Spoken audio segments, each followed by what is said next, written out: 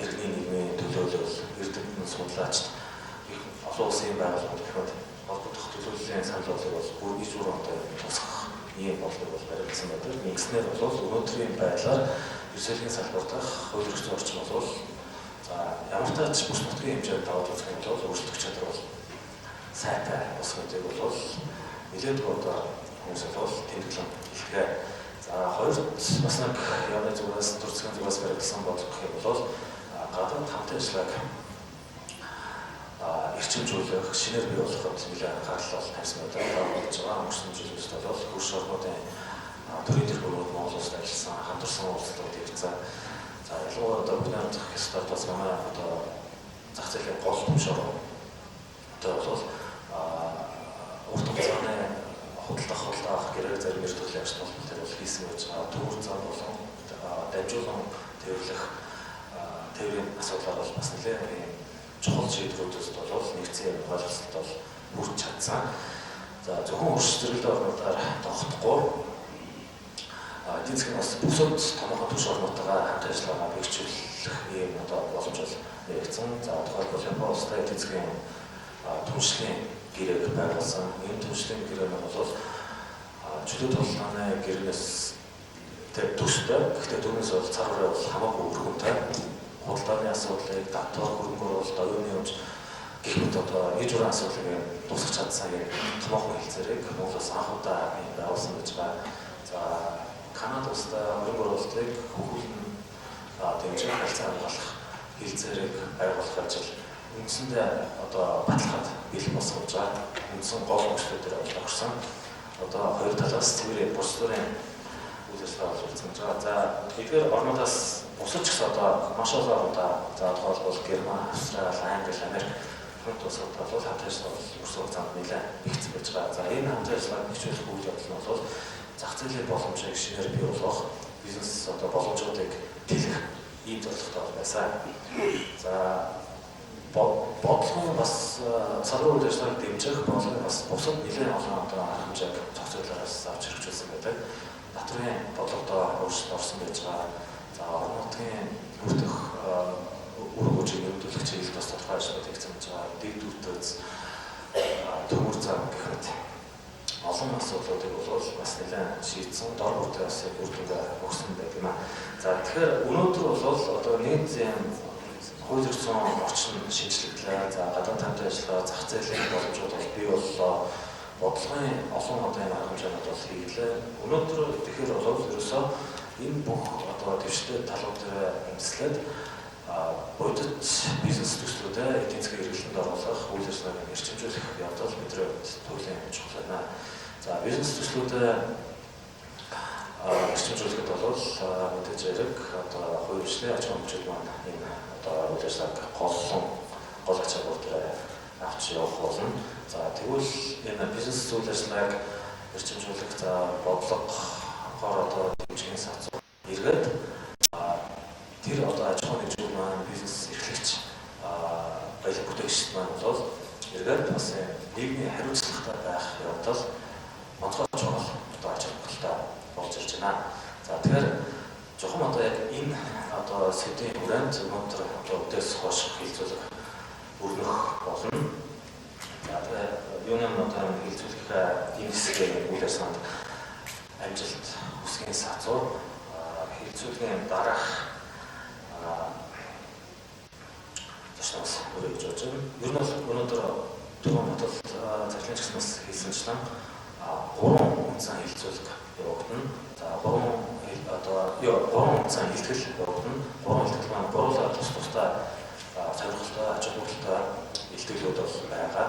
Та бүхэн маань бол эдгээр илтгэлүүдээс бас нэлээд өргөн цар байдаг мэдлэгийг хамгийн сүүлийн байдлаар авах боломж бүрдэн гэж болж байна. За тэгээд дараа нь хэлцүүл байгаа.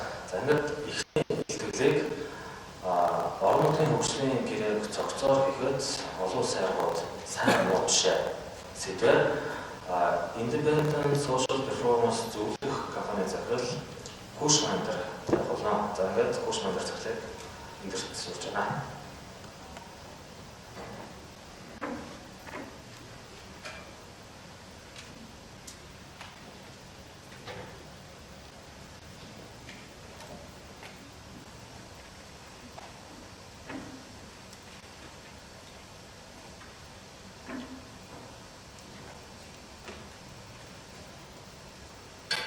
Good afternoon, everybody.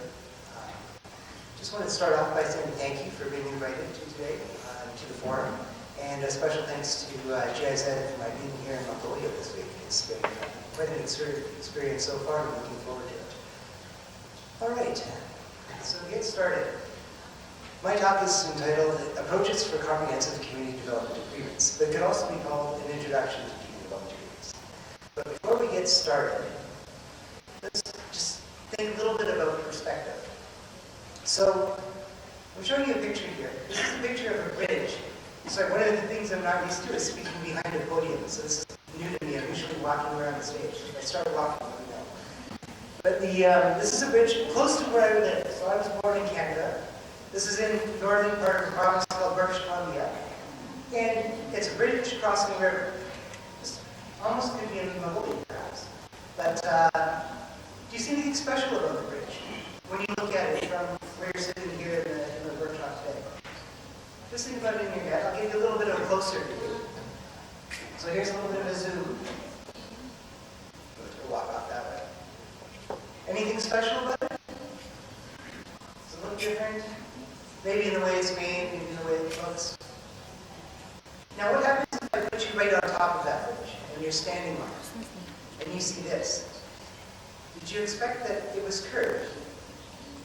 Or do you think that it would be like most bridges and just be built straight? So for some of you, this might have been a surprise. It was a surprise for me the first time I went over the bridge. But why they built it like that, we don't know exactly. Or I don't know exactly. But one of the things I do know is that I've used this bridge as a metaphor for working with communities, in the sense that when you work with communities, you can look at them from a distance and think that you understand them.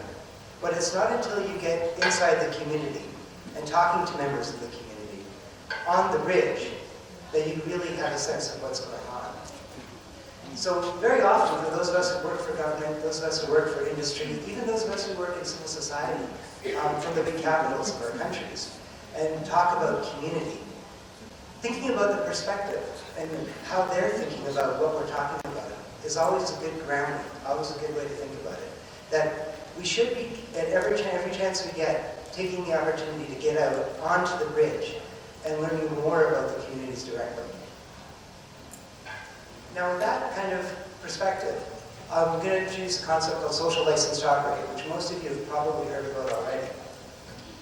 So social license to operate, and the best definition I found is non-permanent permission to proceed with a project or operation granted by a community on the basis of perceived quality of the relationship with the project, operation, company, or government.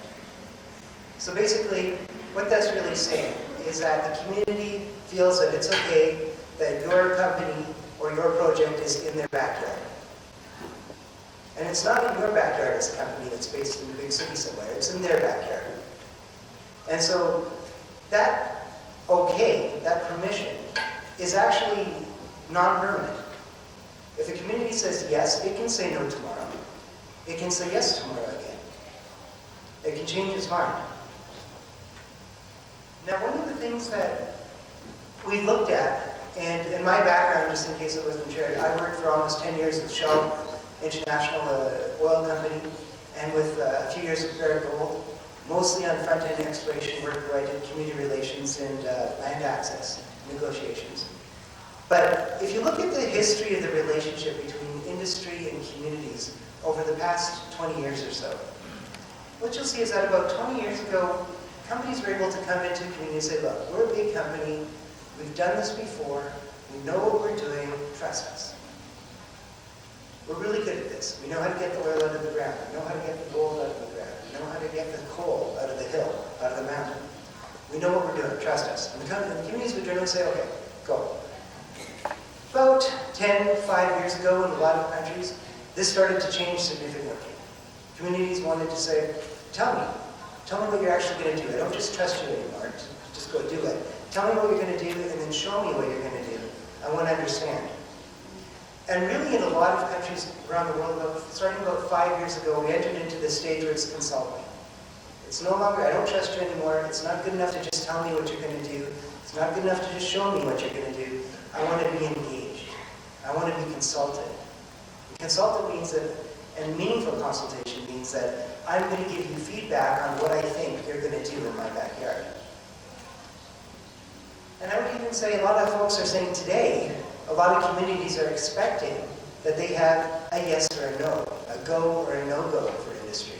Yes, we're going to let you into our backyard, or no, we're not, irregardless of what the federal government or the state government says.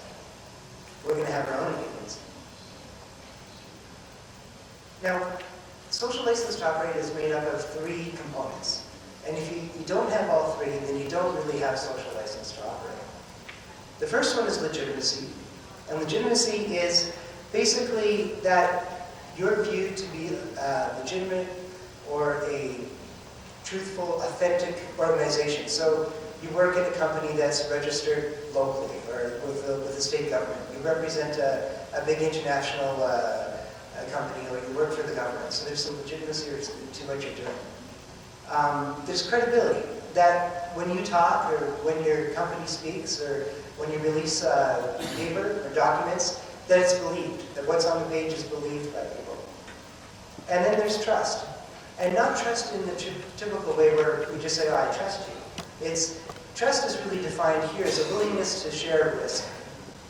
So if you think about extractive companies going to work on the traditional lands or the grazing lands or the nomadic lands of communities, what they're really asking for when they're talking about trust is a willingness to share the risk. We'll risk that we will give up our land, or we'll give up traditional use of that land, or in rights or resources to allow you to mine.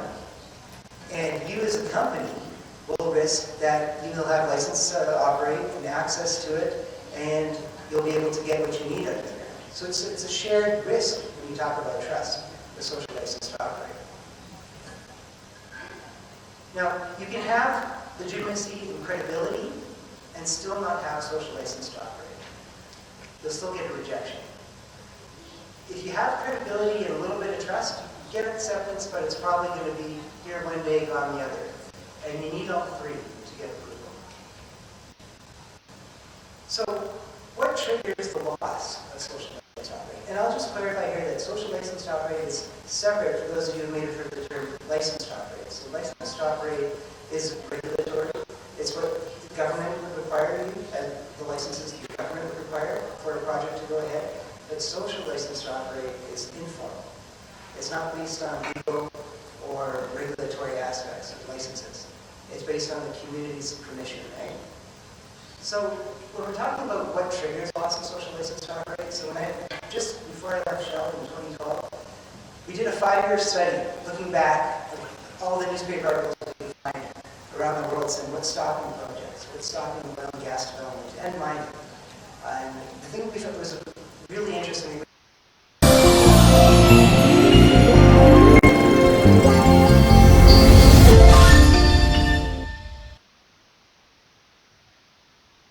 Perceived to be threatening the community's water resources, quality or quantity of water, or if a community is threatening land and the ability of that community to use that land, or to impact the quality of that land, or if the trust isn't there.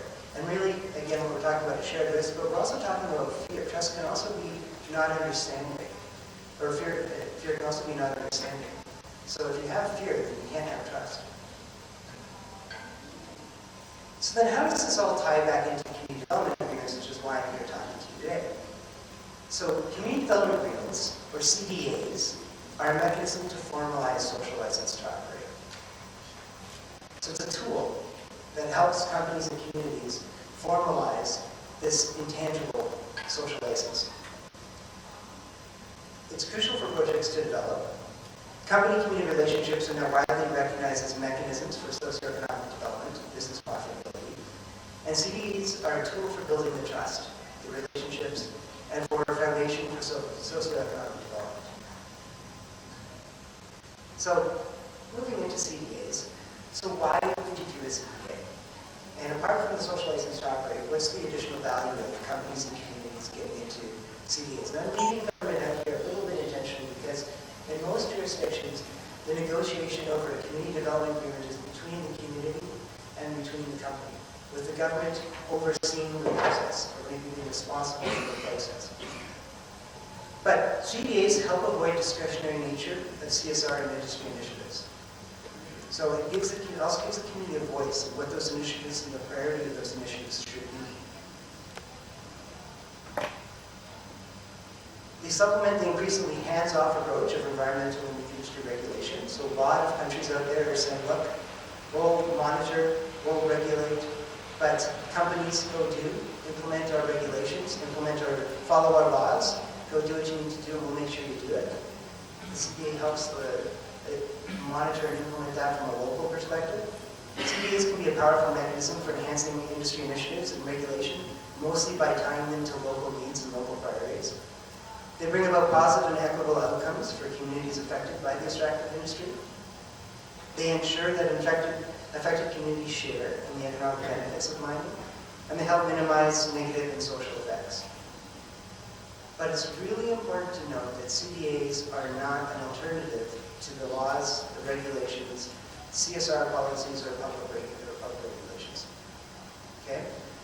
CDAs in some jurisdictions are legal, and in others are not necessarily not legal, but they're informal. So when I say formal, I mean that they're legally required by government as part of the licensing or regulatory process, and when I say informal, they're not.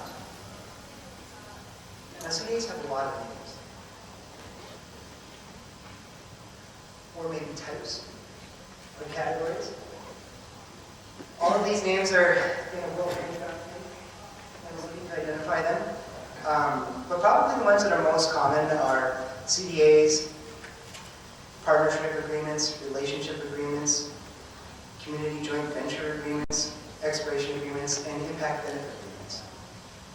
So impact benefit agreements are probably, we'll talk a little bit more about them later, but that's a CDA that is essentially not based on CSR or community development priorities, but based on impacts that the project is actually going to have. So internationally, CDAs are incorporated in the national regulatory framework of countries of Afghanistan, Chile, Colombia, Ethiopia, Fiji, Ghana, Guinea, you can read the rest, Mozambique, Sierra Leone, Mongolia, of course, it's in the last year.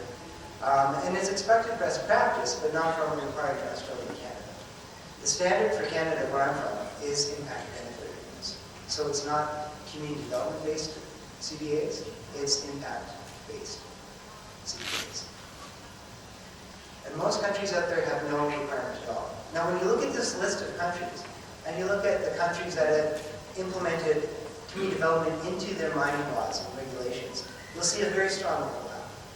So a lot of circumstances where there's up-to-date or enhanced or new, recent laws and regulations in countries, you'll generally find a requirement or references to the need for a CDA or the strong suggestion for a CDA.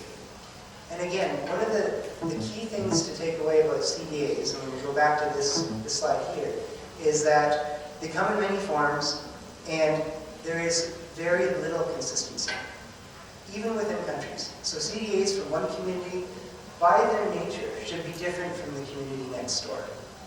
And that's because it's taking into account the community's perspective, right? So what that community needs could be very different from a community that's just 5 kilometers away. So if the community development agreement is based on tied to a community development plan, a community development initiative, the priorities and needs of that community should be driving the direction of that community development agreement. Now, what's inside these CDAs? And why are they so difficult to negotiate and interesting for everybody to get their hands on? The essential features of a CDA are come in 4 parts. So it promotes long-term local socioeconomic development. So CDAs generally are long-term thinking. If it's usually for 5, 10, sometimes 15 or longer years, the intent is long-term. The work plan will be updated over a set period of time and need to be regularly reviewed and updated. But the intent of them is to create a relationship between the parties over a long term. There's also a mechanism to either start or improve the relationships between companies and communities, and government and civil society. So So any of those four, two or all four of those groups, company, community, government, and civil society, be involved. And CDAs, as I just mentioned, is unique to each specific local community or context. And they may be voluntary or mandatory, or what I'm calling formal or informal. Now, the core elements, or essential core elements of a CDA, so it's the typical things that you'd find in most quasi-legal or legal agreements. You get the scope, you get the mandate of the agreement, you get the vision that's shared by both parties, you get a description of who's a part of this relationship, the roles and responsibilities of the parties, and of key individuals responsible for managing the agreement. They're usually, nowadays, especially since the UN guidance on business and human rights, an expectation that there's at minimum a feedback mechanism, if not a formal grievance mechanism, tied specifically to the CDA. And it typically will address the categories of capacity building of everybody involved in the CDA, process, how are they actually going to go about negotiating and implementing the CDA, management of the CDA, which should include monitoring of the CDA, regular review and evaluation. And then, of course, it should be signed and executed by all parties. So, additional core content, and what is really the crux of the negotiations within these CDAs, includes labor provisions, economic development provisions, which would include procurement plans and partnerships and business development or economic opportunities, community provisions, which could be acknowledgement of community rights or connection to land, funding for programs within the community, infrastructure, ongoing consultation processes, environmental provisions, such as planning and monitoring, reclamation, cultural heritage resource, management and plans, traditional land use fundings, recognition that the CDA or impact benefit agreement is specific to the current application, to the current project. So, just to clarify that, what will happen if a company puts in an application for a mine site? And let's say 5-10 years from now they want to expand that mine site. By the terms of most CDAs, that would require a new negotiation of an additional or supplemental CDA. So the expansion of the existing mine site would not be covered under the existing CDA. So there'd be clarification around that. There'd be any financial provisions. So is there compensation being paid? Is it going to be fixed or variable payouts? The funding agreements and the mechanisms, and the establishment of a monitoring committee that's saying, okay, how is this CDA going to be progressing over time? And what are the milestones, and how do we know that we're achieving the expectations?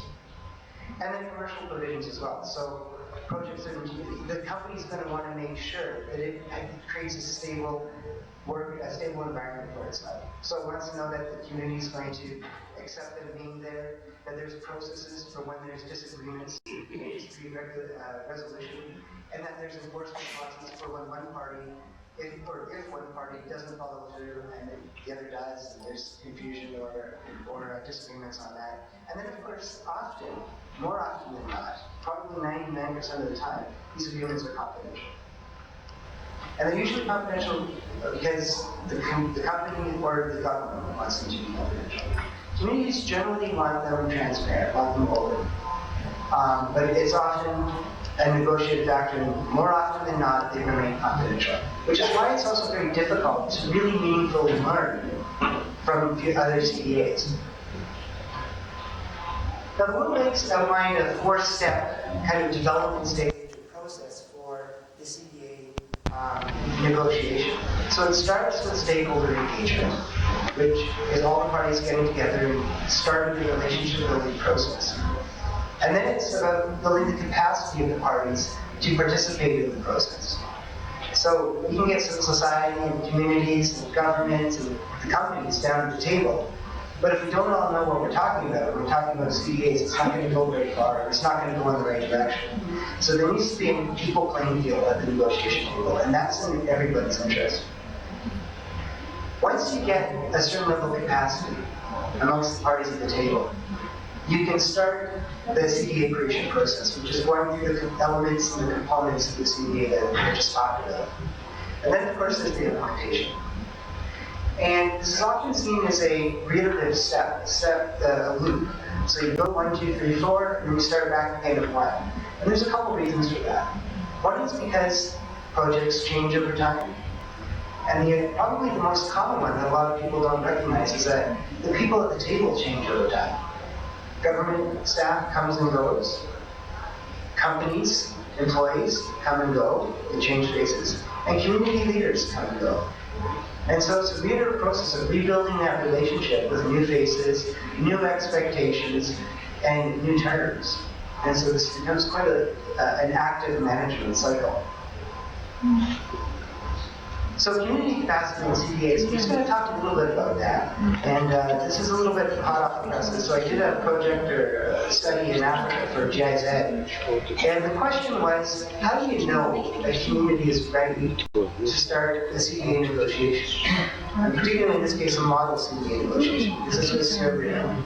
And they just embarked on a model CDA process. Very similar to the situation that Mongolzuuch is doing today.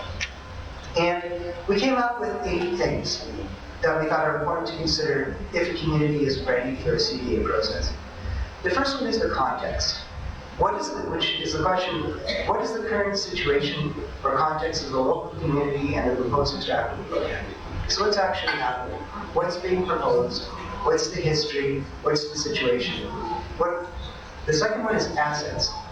And that means, does the local community have access to or availability of key assets that allow both participation in the CDA process and any potential impacts, both positive and negative, of the CDA process?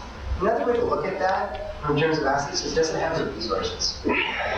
Because a negotiation process is costly to participate in, not just in terms of being able to needing to be at the table and get to the table wherever that negotiation table is from a financial perspective, but also time.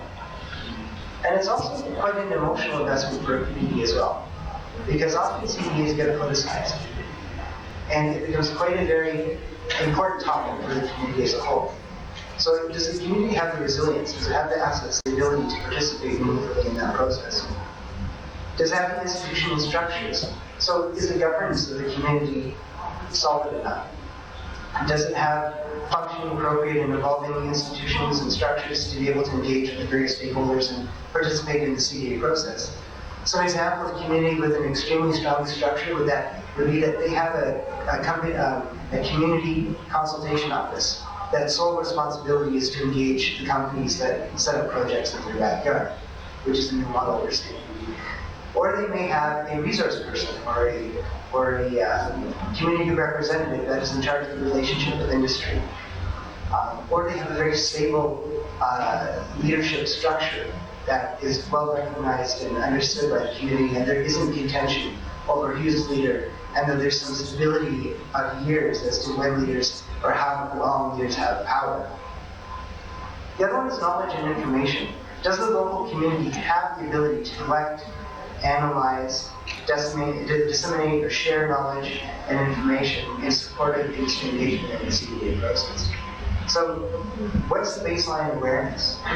And if they need to learn about what's going to be happening in the backyard, do they have the ability to teach themselves to share that information, or is there going to be help required to educate the community on what it means to have a gold mine in the backyard? Experience. Quite simply, has the community ever worked with industry before, particularly the extractive industry? Does it know how to engage and consult, what its rights are? Does it know the local laws, legislations, and the regulatory expectations? Does it have that experience of doing this before? And then leadership representation, we talked about that, but this is specifically in the context of, is that leadership contested? Does the leader of the community have legitimate formal or informal support that he needs to represent that community? And will the community accept that person's leadership? And then participation. And this means widening out the participation beyond just the leadership. But is the community as a whole involved? Or is it just one person speaking on behalf of the community and everybody else is hoping that that person is properly representing them? And then the last one is apathy.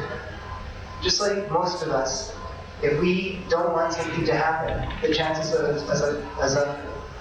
us being able to sit at the table and participate in a meaningful way is not very high. So there has to be some acceptance of the community that the project could go ahead or should go ahead, or they may not want it to go ahead, but they're willing to talk about it and have open discussions. They're just going to say no, and it's just going to be turning into a fight every time you get to the table. That's not going to be a helpful precondition. So we looked at those 8 things, and basically we saw them as a puzzle. If you can get the majority of those pieces, you don't need all of them. But if you can get the majority of those pieces together, then you can probably say, okay, it's safe to start engagement with some hesitation, with some capacity building with the community. And just some final thoughts on CDAs. I don't know if you have time, but I think I'm getting there. And so, basically, I participated in CDAs in Canada, Peru, several African countries, Papua New Guinea, reviewed some around Australia. I'm just starting to read through the model CDA in Mongolia. It's quite interesting, very technical, impressive from a comprehensive perspective. But one of the things that we're learning of it, we're seeing of it, we're constantly hearing from people that are involved in CDA negotiations and the development of community development agreements, is that it takes more time and money than we expect. It always takes more time and more resources, and people as well. That one of the things that's surprising is that when you get to the negotiation table in the CDAs, as you start working together on them, what you'll find is that negotiation team will have a dynamic with each other, and then they find themselves not just negotiating at the negotiation table, but having to go back to their communities, back to their companies, back to their ministries or agencies, and negotiating with them as well on that side. So the negotiation team is negotiating on the front on behalf of their community, and then negotiating on the backside on behalf of the negotiation team as a whole. And so you get the internal alignment turns out to be a much bigger challenge than a lot of people expect. Capacity, as it is in almost all community relations activities, is the biggest challenge and remains the biggest challenge. And I don't just mean capacity in terms of knowing what the process is about, but it's the capacity in terms of being able to skillfully engage your own community, your own constituency, your own company, and bring that forward to the table. Represent your community at the table, represent your company at the table, and it's not just communities that have capacity problems. Often, we walk in there and it's, I don't know how many times I've been in a CDA discussion, and on one side you've got company and government folks with master's degrees and MBAs and PhDs that are sitting down, and there's 4 or 5 of them, and then there's maybe 2 or 3 community leaders who are lucky to have high school education. And in terms of capacity, it's not about education. It's about being able to participate in that process in a meaningful way, and to openly engage and come up with an end result that everybody's happy with, and everybody can move forward with. And so, communities need the support of industry and government, yes, but government and companies also need to acknowledge that they have a capacity gap often as well. Most of the time, companies are doing this for the first time too. Maybe they're hiring consultants, and they're filling the gap that way. Maybe communities need to hire consultants or lawyers or others to help in that process. But capacity is a big challenge. Model CDAs, we're starting to learn. They're relatively, I won't say they're new, but the concept of a model CDA and the implementation of them, we're just starting to get lessons back from. We're seeing that they're a good mechanism for equality at the negotiation table, but they also fast-track the process. And they kind of jump over the capacity issue. So we're going to sit down and negotiate an agreement, and it's basically the agreement is outlined for us. And we know that there's been months of lawyers and consultants and multi-stakeholder groups working on that agreement, but then a new company and a new community sits down to use that model agreement. And they adopt it.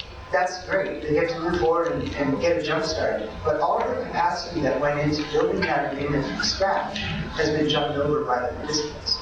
So there's a fear that that's going to come to haunt in the future. That will come in and be a factor as a concern down the road.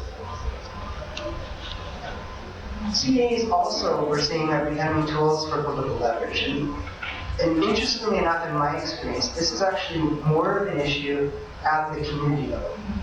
So one of the things we're saying, and I can give you many examples of that, but in Canada right now, in the oil sands, in the tar sands, with a big, massive oil sand mining projects, which you probably have heard of, that's where I started my career, was negotiating impact benefit agreements on behalf of the indigenous communities there.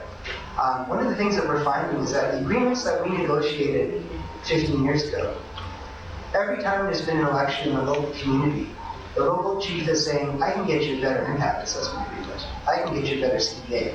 So elect me, and I'll renegotiate the agreement, and you'll get something better than what you had at the last year. When the next election comes, and another person comes up and says, elect me for chief because I can get you an even better one. And the cycle starts. And we're starting to see this happen now 2, 3, 4 elections in a row. And it's one of the things that we need to kind of be aware of, that when you're setting up the structure, when you're setting up the terms, and you're setting up the process for the CDAs, whether or not to leave them open for renegotiation and how to do that, or review, and what's appropriate, is really going to depend on the context and that project itself, and the community and how it's structured. We're also seeing that too often, communities and companies work really hard to get an agreement and to get it signed, and they have the big signature party, and that's the end. And everybody kind of forgets the agreement sits on the desk, sits on the shelf, and nobody's really doing anything. There's this misperception that we've got the agreement, therefore everything's going to be okay. And they kind of forget about all of the promises and commitments that are made in the agreements. And then a year or two later, one of the parties is really upset, takes everyone to court, or there's blockades, or there's conflict or violence in the community with the company, and people are saying, well, why is it happening? It's a CDA. And it's usually because the agreement's been sitting on the table collecting dust. It hasn't been active management. Now, the other factor we're seeing is that if you sign a CDA, whether you're community, government, civil society, or a company, and you don't follow through on the promises in it, you lose credibility fast, very fast. And it really is hard to recover once you've lost trust after engaging or starting to be part of the CDA process. And finally, communities don't get the agreement they deserve. They get the agreement they negotiate. So this ties back to capacity, but it also ties back to expectation. If you don't participate in the process, chances are you're not going to get the best possible outcome for your community. If you do participate in the process and you don't have the capacity, chances are you're not going to get the best outcome for your community or company in your government. So having the capacity, participating in the process, and understanding that it is and should be a safe place to have the negotiation, and that needs to be set up and established ahead of time, is really key. Because getting what you get is really tied to getting clear. And so those are the things we're learning. And what I understand now is a few minutes for discussion. Is that? Or is that it? Or is that? No? Okay. Thank you very much, everybody. I really appreciate it.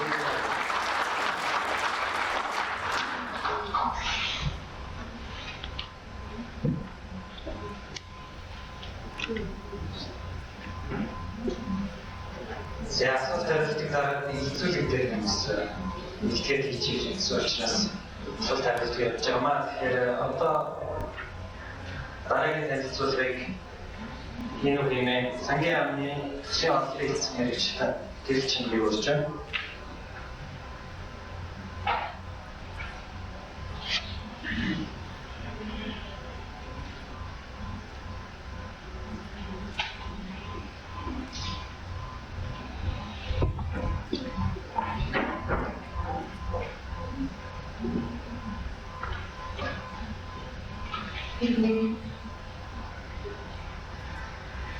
За сайн байна уу та бүхэнд энэ өдрийн мэндийг хүргье. Намайг гэрч гэдэг. Сангийн амны төсвийн бодлого төлөвлөлтийн газрын төсвийн бодлогын хэрэгжлээр ажилладаг байгаа. За өнөөдөр зохион байгуулж байгаа энэ компани нийгмийн хариуцлагын үндэсний форумд уулуурхаа ба орон нутгийн CDA хүрээнд танилцуулга хийж байна.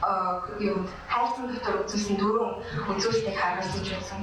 Орон нутгийн хөгжлийн индекс, хүн амын тоо, хүн амын нягтрал, наслал, нөхцөл зэрэг хэмжээ, орон нутгийн дотор идэх санаачлаг гэсэн энэ индекс итгэл зүйрүүдийг үзээд аймаг болгон хуваарлах юм. Энэ дээр бас нэг анхаарах зүйл гэх юм бол хашгиралын нөөцийн хөтөлбөрийн 5% орсныг аймагуд руу бид нэр хуваарлахдаа яг олборлолт хийсэн аймагт нь илүү мөнгө оруулах тэр зохицуултыг бол хуулинд оруулаад өгсөн хамгийн доотлын юм дээр харагдаж байна өгүүлбэрээр. Тэгээд аймагуд нь өөрсдийн хөгжлийн сандаа авсныгаа бас цаашаа сумдууд руугаа хуваарлана. Сумдууд руугаа хуваарлахдаа мөн энэ дөрөв итгэл зүйрийг хангалтж үзэж байгаа. Энэ дээр болохоор яг аймагийнхаа хөгжлийн санааг ялгарсан байна. Аймгийн хөгжлийн сан одоо нэгдсэн санаас авсан өмнөөсөө гадна бас өөр одоо нэг их усруудаар бас юу цагаа бүрдүүлж байгаа. Тэр нь одоо жишээлбэл юу гэхээр татварын хувь хэмжээг нэмэгдүүлэх болон зарлагын хэмнэх замаар бий болгосон нэмэгдэл их уср гэж байгаа. Энэ нь юу гэхээр одоо түрүүний авсан жишээгээр үйл хөдлөлийн татварыг бид 0.6-аас 1% гэсэн. Жишээлбэл өмнө говь аймаг бол 0.8% тогтоосон байдаг. Тэгэхээр 0.6 хамгийн доод 0.6 гэ өмнө говь аймаг 0.8% зэрэг 0.2% орлогоо бид нэр өөрсдөө хөгжлийн сандаа шууд татаж аваад түүгээр одоо хөрөнгө оруулалт хийгээд гэсэн. Тэгээд энэ ногооноор тэмдэглэсэн сүүлд энэ 15 оны 5 сарын 21-ний хуулиар бидний орон нутгийн хөгжлийн сангийн их усрыг бас нэмэгдүүлж өгсөн юм хоёр уулуурхай салбарын орлогыг нэмж өгсөн байна. Нэг нь болохоор ашиг малтмлын нөөц шин төлбөр, нөгөөх нь тусгай шин төлбөр.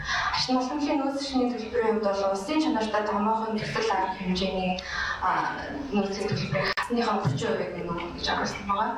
Тусгай шүүлийн төлбөрийн хувьд бол 50%-ийг нь авна. Энэ дотор нөгөө нэг том нэгдсэн сангаараа дамжихгүй аймаг нь өөрөө шууд хөгжлийн хасанд авч ийм хуулийг зохицуулалтыг харуулж өгсөн байна. Энэ тэгээ хууль 2016 онд энэ 16 оны 1 сарын 1-ээс хэрэгжиж байна. 16 оны төсөлд бол 5% суудсан гэсэн үг. Тэгээд энэ хоёр хуулийнхаа талаар төвчтэй зохицуулаад бичээ. Ашиг малтмлын нөөцийн төлбөр 30% гэсэн байгаа. Улсын чанартай томоохон төсөл арга хэмжээг хэрэгжүүлэх хуулийг гэдэг юм бол төссөн 30% нь орохгүй гэсэн. Энэ хуулийн этгээдүүд нь ямар этгээдүүд байх юм бэ гэдгийг нь болохоор бид нэр 15 оны 8 сарын 31-ний засгийн газрын 347 дугаар тогтоолоор жагсаалтыг гаргаж өгсөн байгаа. Нийтдээ нэг 10 орчим хуулийн этгээд байсан юм хаа. Тэгэхээр одоо болохоор яг ямар зарчим явж байгаа гэхээр хамгийн их харуулсан ашиг малтмлын нөөц шигний төлбөрийн 70% хүний хөгжил тань руу шууд явдаг, 30% нь улсын нисвэтэй үйлдвэрлэдэг. 30% доош 5.25 гэж зарлаад 5% нөгөө нэг нэгдсэн зам руу ороод 5% нь 25% нь улсын нисвэтэй үйлдвэрлэдэг ийм харилцаа бол одоо яг явж байгаа. 16 оны 1 сарын 1-ээс энэ ямар болох вэ гэхээр 65% хүний хөгжил тань руу орно. Тэгээд 35% нь улсын нисвэтэй үйлдвэрлэдэг, 35%-га 5 гэж зарлаад 5 нөгөө хөгжлийн нэгдсэн зам руу ордог мөнгө нь хэвээрээ байж байна. Улсын чанартай төсөл хасныхаа 30% яг аймаг болгон руу ороод улсын чанартайгийнх нь улсын нисвэтэй үйлдвэрлэдэг ийм хуулийн зохицуулалт гарсан байна. Энэ дээр тэгээд сумдууд руу яаж хуваарлах юм бэ гэхээр яг тэр олборлолт хийж байгаа тэр аймагт сумд нь 33-аас доош хувийг нь олгоног хуулиар зохицуулаад өгсөн байна.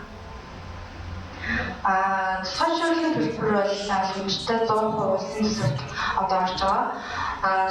Энэ нь болохоор 16 оны 1 сарын 1-ээс улсын төсөлд орчод 50% нь орон нутгийн тухайн одоо хайгуул ашиглалт явж байгаа хотынхоо аймгийнхаа хөгжлийн сарын байна. Тэгээд аймаг цаашаа сум руугаа задлахдаа яг тэр сум хайгуул ашиглалт явуулсан тэр сумынхаа хөгжлийн санд ямар ч гэсэн 50-аас доош хувийг чиглүүлнэ гэсэн юм хуулийн тасалбарсан. Тэгээд аймагуд болон сумууд энэ хөгжлийн сангаараа бүрдсэн мөнгөөрөө юу хийх юм бэ? Ямар хөрөнгө оруулалт зарах юм бэ гэдэг нь төсвийн хуулиар тодорхой заажчихсан байна. Мөн хориглох энэ мөнгөөр юу хийж болохгүй гэсэн зардалуудыг бас оруулаад өгчихсөн. Жишээлх юм бол улс төрийн нам, төрийн бас байгууллагын зардал ашиглаж болохгүй, үндэсний баяр наадмаас бусад баяр наадам, ойн арга хэмжээ, шашны зам үйл юм бол ёслолын зардал нийтийн эрх ашиг нийцээг үйл ажиллагаа гэх зэрэг мөн иргэдийн санал аваагүй төсвийн төлөвлөгөөнд тусгаж батлаагүй зарлаар хэмжээг бол энэ сангийн хөрөнгөөр бол зарцуулж болохгүй гэсэн хуулийг нь шийдэж өгсөн байгаа. За тэгээд ерөнхийдөө дөрвөн жилийн юм бол энэ орон нутгийн төсвийн харилцаа шинжилэгдснээр бол орон нутгийн төсвийн орлого ерөнхийдөө бараг 3 дахин нэмэгдсэн гэж хэлж байна. 2012 оноос одоо энэ 2015 оны түвшинд бол бараг 3 дахин орлого өссөн. Эндээс бол яг уулуурхайн салбарын орлогын шууд нөлөө гэдэг утгах юм бол нөгөө ашиглалтын нөөцийн төлбөр, газрын төсний нөөцийн төлбөр дээр аваад үзэх юм бол 12 оноос энэ 20-34 орон нутгийн орлого бол нэмэгдүүлсэн. 15 оноос 20-35 тэрбумаар давхар 20-30 дээр нэмээд 20-35 тэрбумаар дахин нэмэгдүүлсэн. Одоо энэ цаг орчны нөгөө хоёр өөрчлөлтийг оруулаад үзэх юм бол 16 оноос бол аймагуудад дахиад 30 тэрбум төгрөг төсөвт нэмж орж байгаа. Ийм байгаа. Энэ гэхдээ болохоор зөвхөн ашиглалтын нөөцийн төлбөр, газрын төсний нөөц шигтний төлбөрийг ярьж байгаа. Яг уулуурхайн салбар гэдэг бүр томоор наваад үзэх юм бол уулуурхайн компаниудын төлж байгаа тэр газрын төлбөр, усны төлбөр, үйл хөдөлгөөний татвар, хувийн үнийн олгын төлбөр гэх бүх татварууд нь орон нутгийн төсөвт бас ордог татварууд байгаа. Цаашид бол яг ямар арга хэмжээ авахар төлөвлөж байгаа вэ гэхээр сангийн амны зүгээс л бас орон нутгийн эрх мэдлийг нэмэгдүүлэх хуулийн төслүүдийг бас боловсруулж байгаа. Хөрөнгөний албан татварын тухай хуулийн төслийг бид боловсруулаад 14 оны 12 сарын 30-нд эцэг хөрөнгө барьсан анхны эхлэл зэхлэгээ бол дэмжсэн ийм байгаа. Энэ хуулийн дээр болохоор бас үйл хөдлөх хөрөнгөний татвар тээврийн эргэлтийн татварын одоо хувь хэмжээг дээд хязгаарыг нэмэгдүүлээд орон нутгийн татвараа тогтоох эрх мэдлийг нэмсэн ийм зарлуудыг оруулж өгсөн байгаа. За мөн орлогын тодорхойлох боломжгүй патент шийдвэрлэдэг татваруудыг бас хязгаар тавьж өгөөд орон нутгууд нь өөрсдөө яг хідээр авах тэрийг шийддэг байх тийм хуулийн төслүүдийг бас боловсруулаад явж байна. За баярлалаа.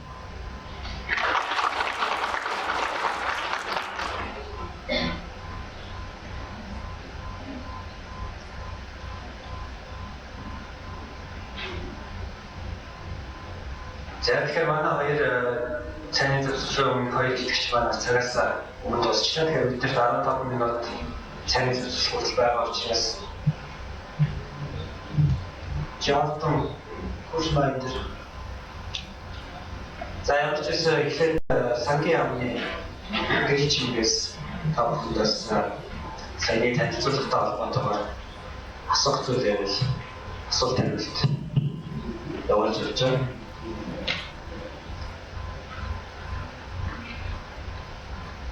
За тийм төсөл.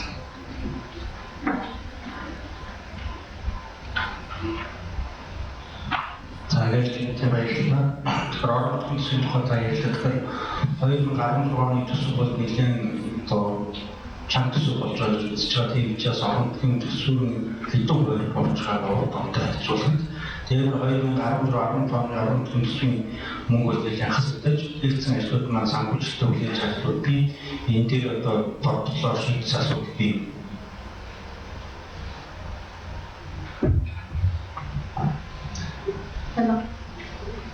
За баярлалаа. Орон нутгийн төсвийн орлогын хувьд бол юу л та орон нутаг өөрөө төсөв хөтлөж байгаа. Тэгээд буурлын хувьд бол надад орон нутгийн хөгжил сангийн тухай асууж байгаа. 15 оны та томцол ярьж байна. Тодорхой орон нутгийн хөгжил сан дээр улсын хэмжээний мөнгө ирж туснаа дээр 16 он хэдэн хувиар буурч байгаа гэдэгсүү. За тэр тоо бол надад биш байгаа учраас би яг тэр тодорхой болсон гэж хэлэхгүй байна. Манай гэрчмэг бол яг ашигт мартмал энэ орлогыг хариуцсан гэж байна. Тэгэхээр энэ тодтол зарлалтай холбоотой асуултыг бас хариулах боломжгүй яах гэж байна. Тэгэхээр саяны яг саяны танилцуулгатай холбоотой нөгөө бас Jordan Bushmine-аас асуух асуулт түрүүний хэлтэлтэй бол. Сангийн амын төлөвлөлөөс асуух гэсэн асуултыг одоо энэ уулын салбараас орж байгаа энэ ашиг болтолын нөөц ашиглалтын төлбөр лицензийн төлбөрүүдийг орон нутгийн төсвийн жавж байгаа ойлголт хийгдээ орон нутгийн төлбөрийг харахаар танилцуулах тайлбарлах үйл ажиллагааг хэр явуулж байна вэ? Орон нутгийн эдгээр тодорхой ойлголт нэг байгаа бол яамнаас дижит тусдаа боломж олгоо одоо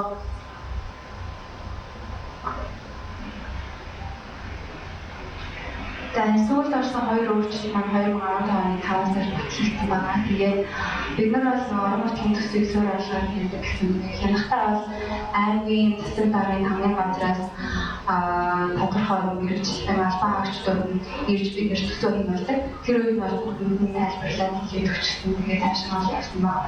Үүнээс гадна 16 оны одоо ингэ төсөө батлагдангууд бид нар бас аймаг болгон руу албан бичиг яг 16 оны ямар зарчим баримтлах юм бэ? Яаж санаа төсөө батлуулах юм бэ? Юунд анхаарах юм бэ гэсэн албан бичиг бас төлөвлөж байгаа.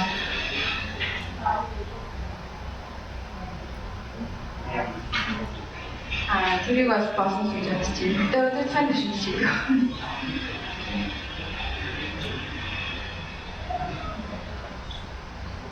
За тийм нэг асуултаа тэгээд хоёр баяр. Сайн байна. Түрүүний хэлснээс олоос эксперт Жордоос асуух асуултыг тэн дээр ялангуяа одоо Монголын нөхцөл өөрөөр хэллээч ер нь орон нутгийн хөгжлийн гэр хийхдээ их амаргүй цахим хугацаа ер нь бас амаргүй үйл явц. Тэгэхээр Монголын нөхцөлд одоо яг хуультай заавал өчгсөн байгаа. Орон нутгийн гэр хийх хэрэгтэй гэдэг. Тэгэхээр ингээ хууль заажсан яг ингээ олдчихсан тохиолдолд энэ цаг хугацаа шаарддаг энэ үйл явцыг яаж илүү амжилттай хэрэгжүүлэх зөв бэ? Нөгөө талаар таны хэлжсэн орон нутг дээр бол бүх талуудыг чадах төрөлхийн үед бас харьцангуй дутмаг байна.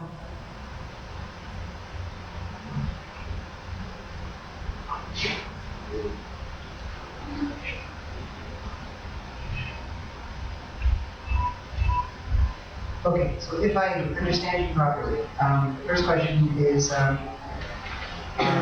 do you address the fact that company and communities need to meet the expectation of having the agreement, and how do we have the resources and the building capacity to get to having the agreement?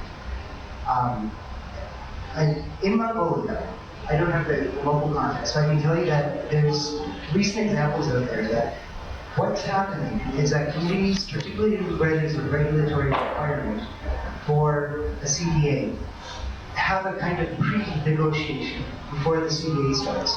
And that almost a pre-CDA, what that includes is the terms on how the CDA will be resourced, the negotiation will be resourced, the timeline, and gets an agreement from all the parties, and then gets kind of a check mark from the government to say, okay, that will go forward.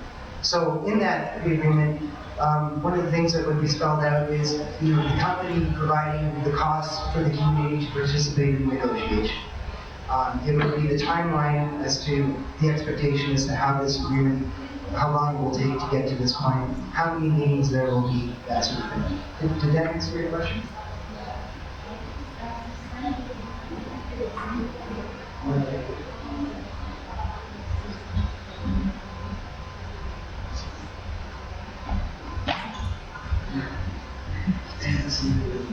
Yeah. So I think that's one of the things that, how do I say this? I'm not saying it like this, but this is a point. I think that these issues and CDAs and the relationships and the future of the communities and these projects is important enough that we have to spend the time and the effort and maybe sometimes put the legislation on hold to get to a point that we're ready to do it. I know that companies want to move fast. I know that governments often want the revenues from companies moving fast. Everybody wants to move fast. Doing it right takes time. And we have to make that time. It's part of the job that we have at the negotiation table, is to get it right. Because if you don't get it right the first time, it's going to cost more money, more time, and more loss of reputation for the government and the company as well, if it's not done right up front. So we've got to force that time.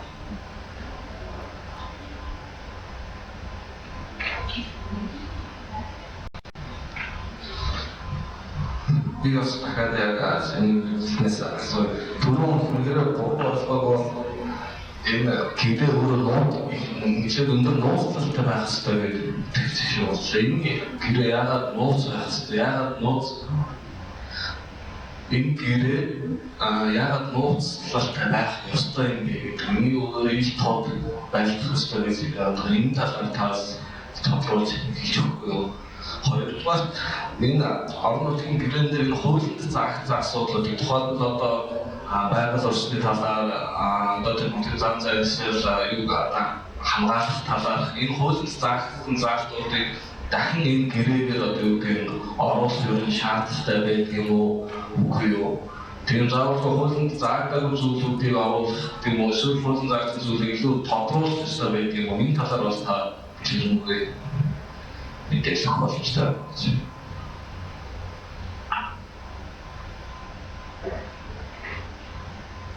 Thank you very much for your question. Okay, I didn't mean to say that the CDAs need to be confidential. What I meant to say was that they often end up becoming confidential, and in most of the cases. The reason for that is usually a couple of different factors, but fundamentally what it comes down to is competitive advantage for the company that's negotiating with the communities, and so that companies don't end up negotiating against themselves. But at the end of the day, it is in most parties' interest, I believe, and I would agree with you. I'm sorry, I didn't see exactly Jay speaking. He was asking me the question. But it is in the benefit to have the community development agreements transparent. And when you're in a context where you're building off of a model CDA, it does make you less an expert to be confidential.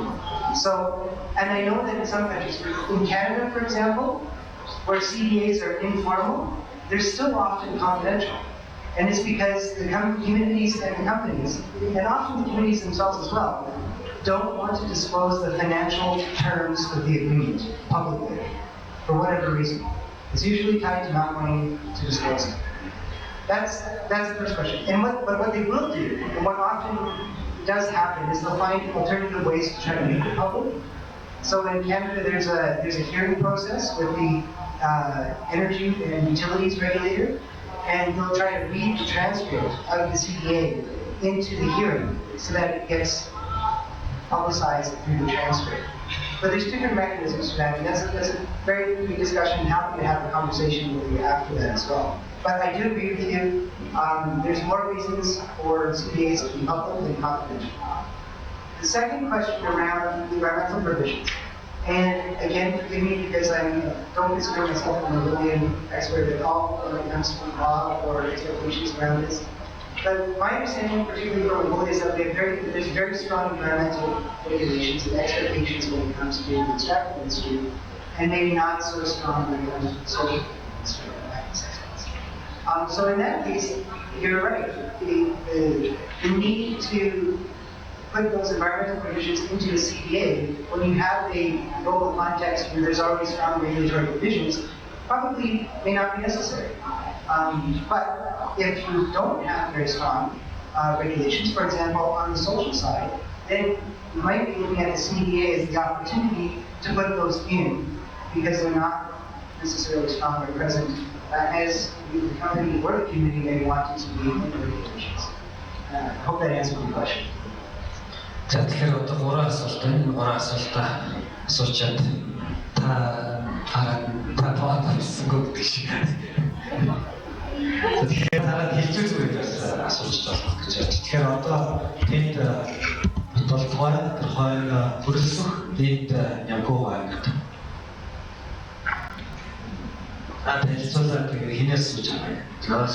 Заасан гэж аваа хөрөлсөхтэй баян хүрээс ирсэн. Би kush маань дээр зүйлээс асуусан. Сая ярьлаа орон нутгийн гэрээ нэмээ одоо ашигтай бол аяг бол уулуурхай гэрээ хийх ёстой хууль дээр заасан байдаг. Би болохоор ашиг малтын 42 нэгдүгээр зааснаар байгаль орчин тэгээд үеийн бүтэц салхи байрны нэмэгдүүлэх зорилгоор орон нутгад гэрээ байгуулж болно гэж болно гэсэн. Яг ёстой гэж таагүй. Тэгээд бас одоо ярьж байгаа энэ хуулийг одоо оруулах ёсгүй юу гэж тэрэн дээр бол оруулах ёстой болж байгаа. Яагаад бид нар ч манай баяраар үгүй юм аа. Орон яг гэрэл яг хийгээ байж байгаа. Одоо ашигтны компаниудтай хайгуулын компаниудтай. Тэгээд одоо энэ орон нутгийн гэрэл гэдэг нэгцэн ойлголтоор явсаар бас олж яг орон нутгч одоо хайгуулын компаниуд гэх хайгуулын дараа бусдаа одоо бид ч юм уу хариуцлагын одоо ажилчид авдаг гэдэг ажилчид бол баг авч гэдэг чинь тэгэхээр ажлын байр талаараа бас тэр хайгуулын хөгжиж байгаа. Айсгүй бид ч юм уу метаж машин батлуулаа бүрэн яг тодорхой чадаагүй болохоор бас хариуцлага арай нэг баг байдлаар ч юм уу тийм. Шилдэг нь болохоор за манай орон нутгаас тэдэн нэг одоо ажлын хүч аваа.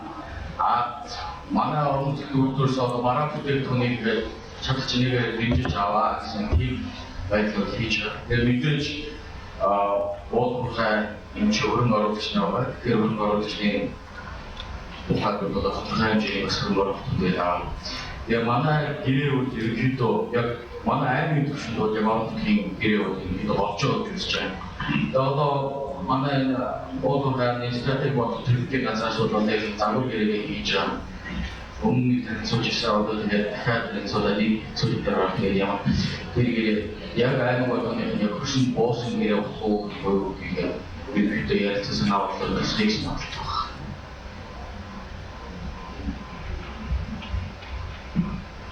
Okay, thank you for your question.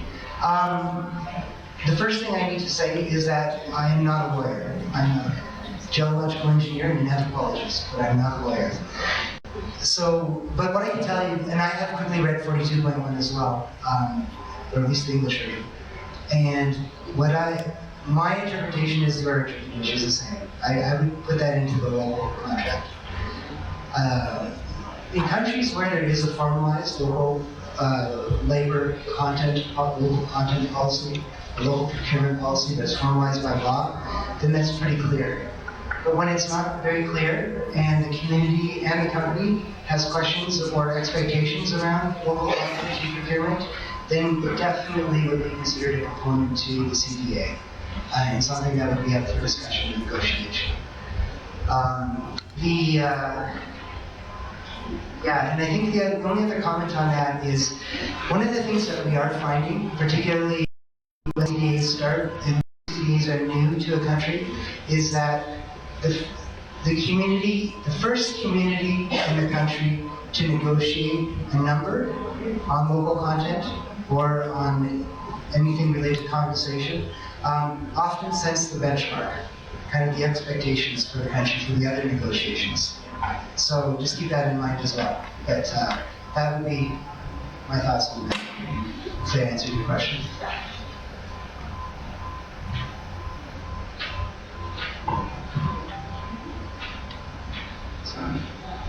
За энэ техникийг Монгол байрны шинжилгээний зөвлөх. Инквейр дараа хүмүүс сонсон. Гэрэл чимээс хэсэг инквейр дараас сууж байна. Би ингэж бодод байна. Сэний хуулийн 6 сарын 1-ээс хэрэгж, 1 сарын 1-ээс хэрэгж төсөл хуулийн хэрэгжил явах юм. Тэгээд ингээ харахаар нийт баялаг бол нөгөө зөвлөлтөд заасан байдаг шүү дээ. Ард түмний мэдээлэл тэгээд ард түмний мэдээлэл төрийн аппарат байна гэж заасан. Тэгээд ингээ хуулийг хараад чинь сая нөгөө баялагаа илүү ашиглуулж байгаа аймаг илүү их баялаг гэх юм л дээ. Тэгэхээр Улаанбаатар хотын иргэд бол яг Улаанбаатар хотын зөвлөхөөр баялагаас барах гэх юм л дээ. Тэгэхээр хөдөөний иргэд бид нар хотод ирэхээр та хотод ирж юм үзэж байгаа чинь киноны мөнгө илүү их төлөө ч гэдэг юм уу тийм.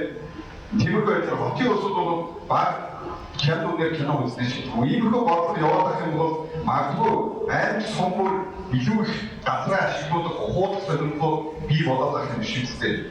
Зүгээр ингээ хатгаар тийм юм шууд харагдаж байна л да. Магадгүй өмнөөр өнгөрсөн хэдний өмнөд нэг 50,000 иргэдэд хараад шүү дээ. Баягаас илүү хүртэл 5 долоо тараагаад.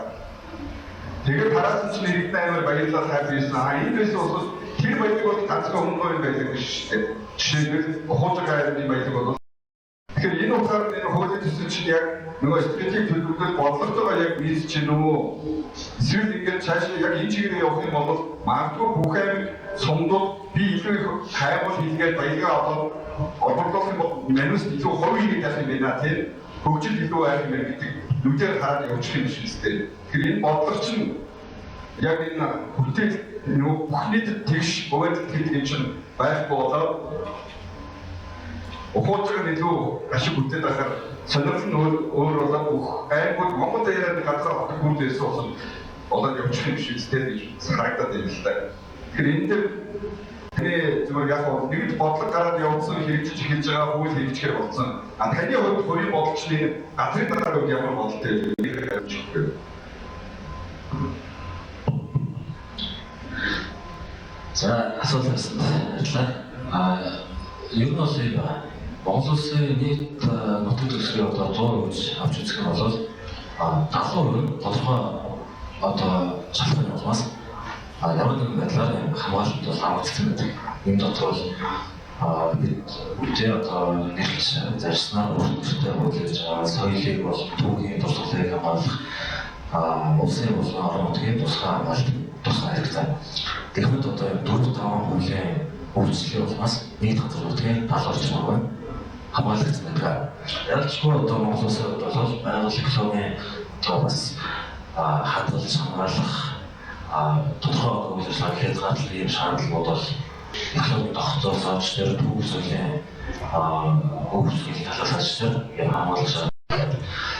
Үлдсэн 30% үйл ажиллагаа бол зөвшөөрсөн. 30%-ийнхаа бол 10% нь одоогийн байдлаар тусгаж болгоцсон хайгуулсан ажилтны үйл ажиллагаа хийж байгаа. 20% нь бол сул чөлөөтэй байж байгаа.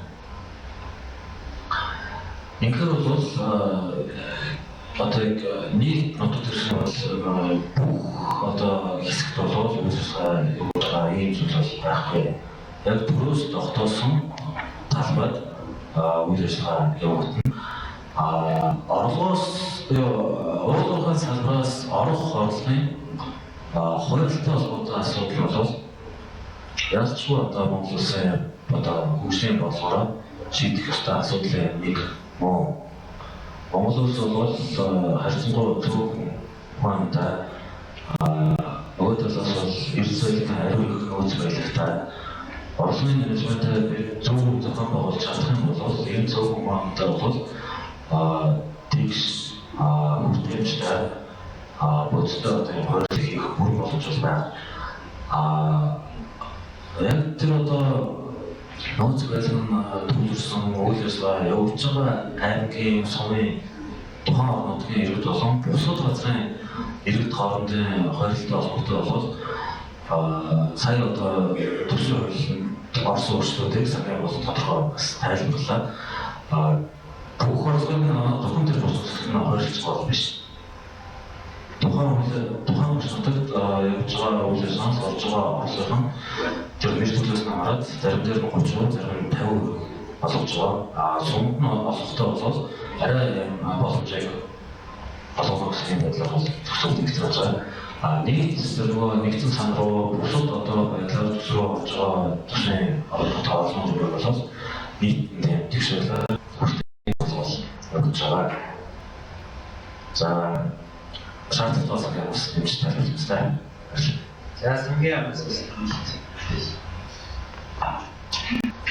За баярлалаа. Энэ хоёр намын хариултанд нэмэлт тайлбар. Таны хэлж байгаа бол зөвлөдөө тийм учраас бид нар улсын чанартай томоохон төсөл арга хэмжээг хасны явж байгаа гэж байна. Тэгээд байсан бол одоо нөгөө хамгийн их орлого оруулах өмнө орын оюутлахаа тавталгаа ордууд одоо төсөө дийлэх орлого оруулж штеп. Энэ орлого чинь юу гэдэг өмнө говь аймаг руу дамаараа гэж байгаа. Тийм учраас улсын чанартай томоохон төсөл арга хэмжээг гэхээр энэ оюутлахаа тавталгаа томоохон ордуудыг оруулаад тэр ордуудыг оруулж байгаа орлого маань өөрөө одоо улсын төсөлтөө орон төвийн өвчтөн хаалгаа ингэж явж байгаа. Яг тэр аймаг руу орж байгаа 30% бол ерөөсөө айгүй бага байгаа. Ингэж хэлээ.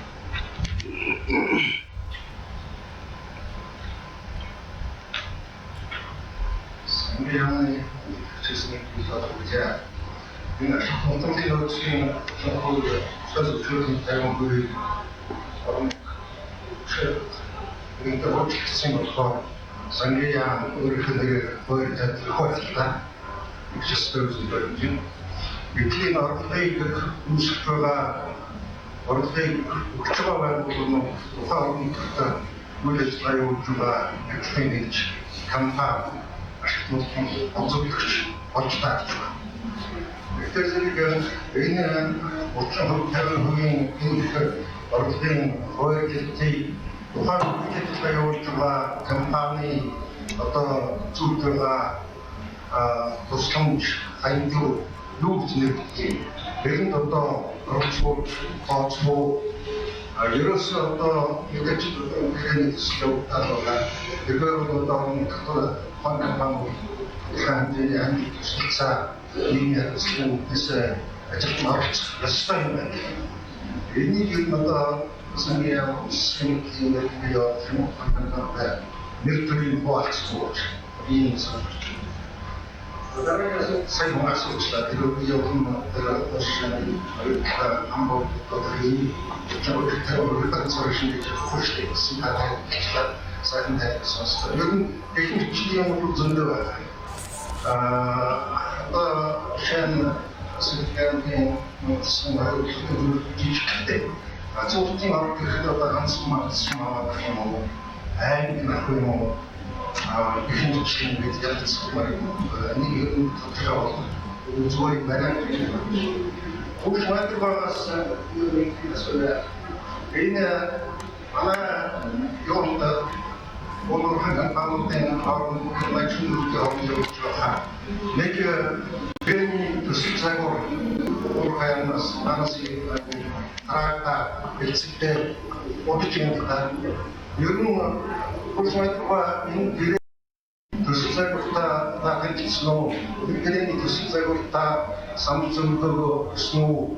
Таны ярьж байгаа зүйл хараа хэлцэгтэй байгаа энэ гэрээний төслийг хаалдаас жоон зөрүүтэй юм сонсгож байна. Они тэр ярьсан зөвлөгөө саяны сургууль хичээлээр ярьсан зүйл чинь бидний дараагдаа одоо батлах юм яах гэдэг хэрэгний төсөл бол хачаалттай байна гэсэн байна.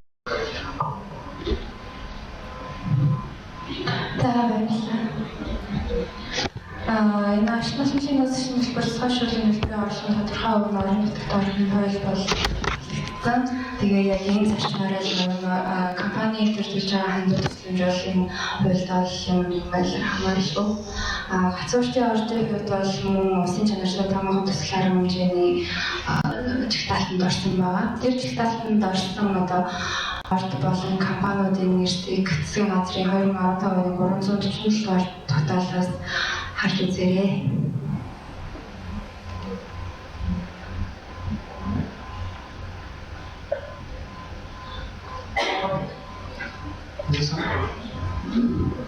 All right. I'll just give you a little bit of background. So, have I seen the model CDA from Mongolia? Yes.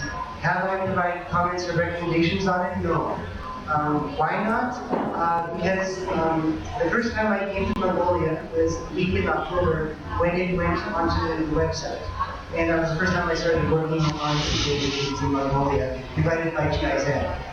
So I have not been a part of the process that built the current model CDA.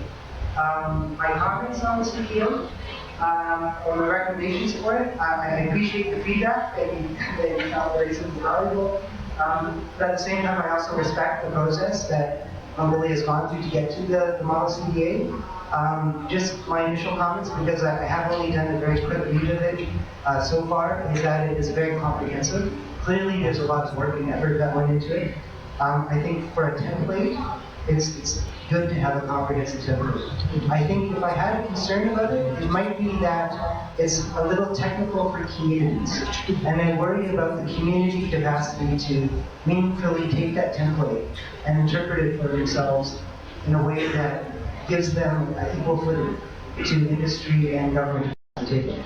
But that's just my initial perspective, not having been a part of the process. I think that if I understand the legislation right, and please correct me if I'm wrong here, because this is an important mistake, and I might say, I do believe that the model CDA by the legislation is a template, and that means that communities and companies can take what they need from it or not. They can use parts of it or all of it, or maybe even none of it. And I think that's a very good amount of flexibility. I think to have such a comprehensive CDA like that is nice as a reference. But as I was saying to somebody in the hall just earlier, I think that if I was involved in a negotiation and we had the model CDA, I'd look at it, I would say this is very good, this is great, this is comprehensive, I understand all the work that's gone into it. Let's just put it aside for a few discussions and talk about what the priorities are for this project, for this government, for this community, and then maybe go back to the CDA and use it as a reference, but not say it has to be like this, or this is the way it's going to go. Because it does need to be tailored to the needs of the project, for the country, the needs of the community, for long-term social license to operate, and to the needs of the local and the state government in that year, which always changes. I hope that answers your question. За баярлалаа. Тэгэхээр энэ хэсэг маань үргэлжлээд цайны цагийн дараа яваа. Нэлээд олон хүмүүс дараа нь асуулт асууя гэсэн ба саналтай. Тэгэхээр асуулт асуусан болон энэ асуултуудаас хариулсан Күш майндер болон гэрэл чимэг мэрэгчлүүдэд бас мэдээлэл өгч танилцуулга хийсэнд талархал илэрхийлээ. Тэгээд та бүхний ажлаас амжилт хүсье. Одоо 15 минутын завсарлага угчаас үргэлжлэн шүү. Зингээр төсөлж хогоо юм.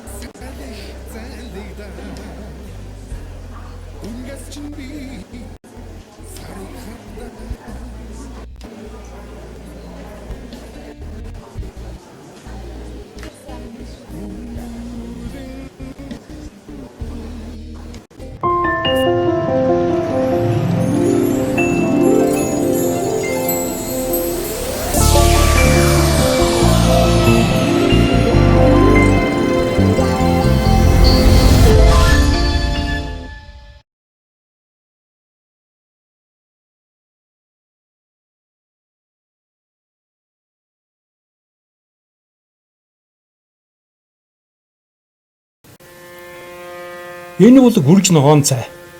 Ямар сайхан ааг үнэртэйгээч Ахмад буурлуудын минь үеэд би гүрэлдэг болсон цай да. Харин энэ бол дүрдэгтэй. Зөвхөн цайны ургамаас гадна жимсний амттай гарснаар бид бүгд амтархан хэрэгэлдэг болсон.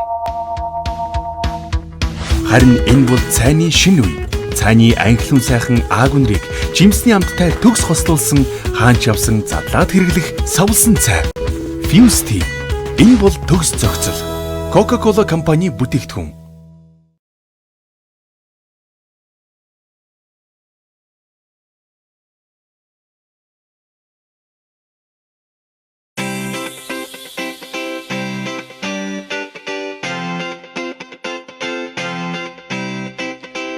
Түүний танил зүдий KFC. Түүний дотны найз чи бас би. Хитээ салахгүй хам KFC. Кичүүд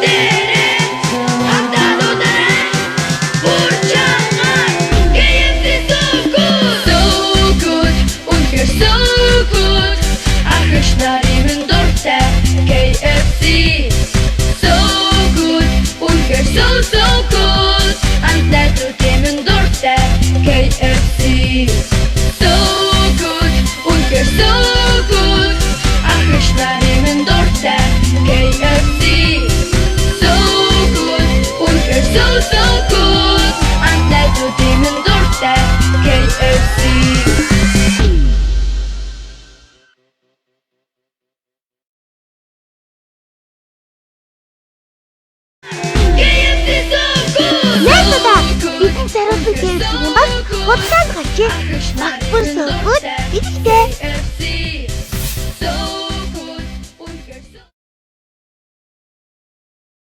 Mobicom-ийн хэрэглэгчид цуглуулсан кэнди оноогоор хязгааргүй мессеж нэрх авдаг боллоо. M24, M1 кодыг 555 дугаар дэлхийн 24 цаг болон 1 цаг сүлжээндээ хязгааргүй мессеж бичээрэй. Витафитнэрийн мультивитамин шүүс Candid нэрлээ. Mobicom-ийн хэрэглэгч та бүхэн худалдан авсан мультивитамин ундааныхаа бөглөөн доторх кодыг 555 руу явуулснаар 100,000 хүртэлх Candy оног хожих боломжтой. 12 дугаар сарын 15-ны дуустал хамгийн их код илгээсэн хэрэглэгчдээс мультижүүсийн жилийн хэрэглэг хожих болон супер оролцогч iPhone 6 гар утасны эзэн болно.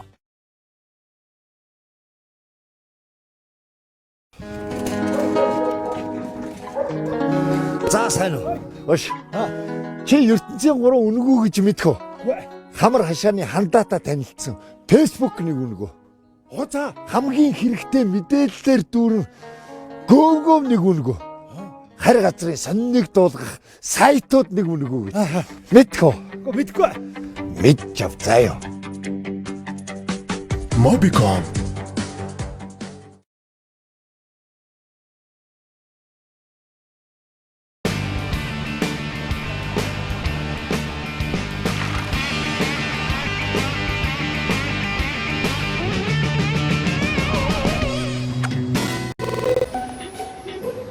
Та гурван өсөн ундааныхаа бөглөөн доторх 8 оронтой кодыг 13 дугаарт мессежээр илгээс сууланд цомжтой. Сайтанг нэм гараг бүр Монголын үндэсний телевизээр шууд шалгаруулна. 7 хоног бүр нэг сайтан.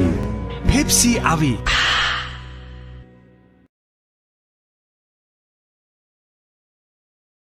За эмэгтэй хүн бүрийн хувьд өөрийн биеийн галбараа зөв хадгалж гоо сайхан байх тулгамддаг асуудлын нэг бол яхаарахгүй тархалт идүүлэлчингийн асуудал байдаг. Тэгвэл энэхүү асуудлыг шийдэж өгөхнээс би та бүхэнд нэг мэдээлэл хүргэж байна. Бид яг одоо Aquafit сургалтын төвдөр хүрэлцэн ирээд байна.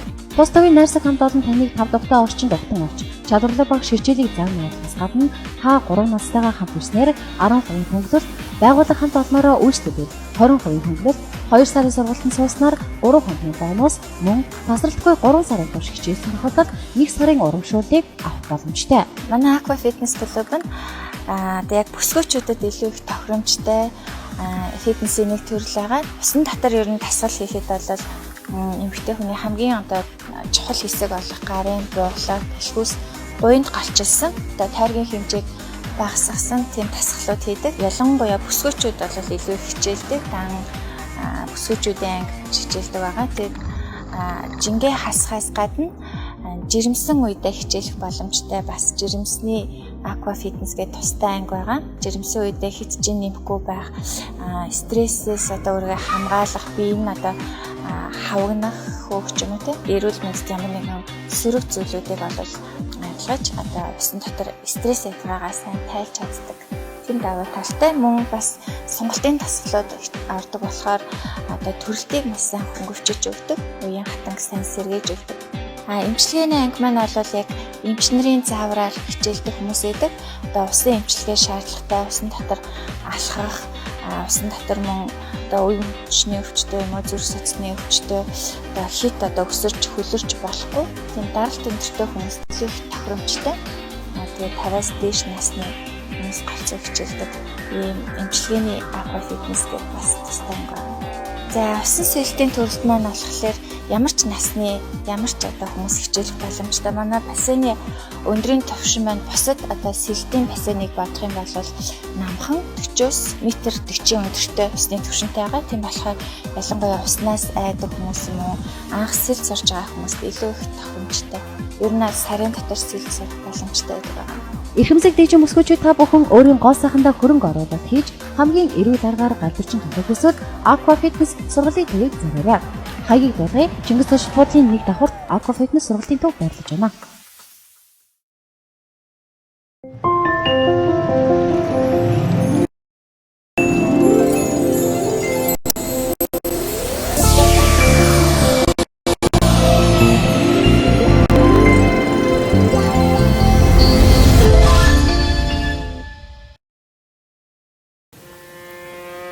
Энэ бол гүрж ногоон цай.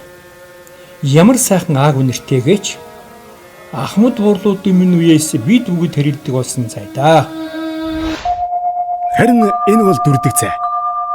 Зөвхөн цайны ургамлаас гадна жимсний амттай гарснаар бид бүгд амтрхан хэргэлдэг болсон. Харин энэ бол цайны шинэ үе. Цайны анхлын сайхан ааг үнэрийг жимсний амттай төгс хослуулсан хаанч явсан задлаад хэрэглэх савлсан цай. Fuse. Энэ бол төгс зохицол. Coca-Cola компани бүтээгдэхүүн.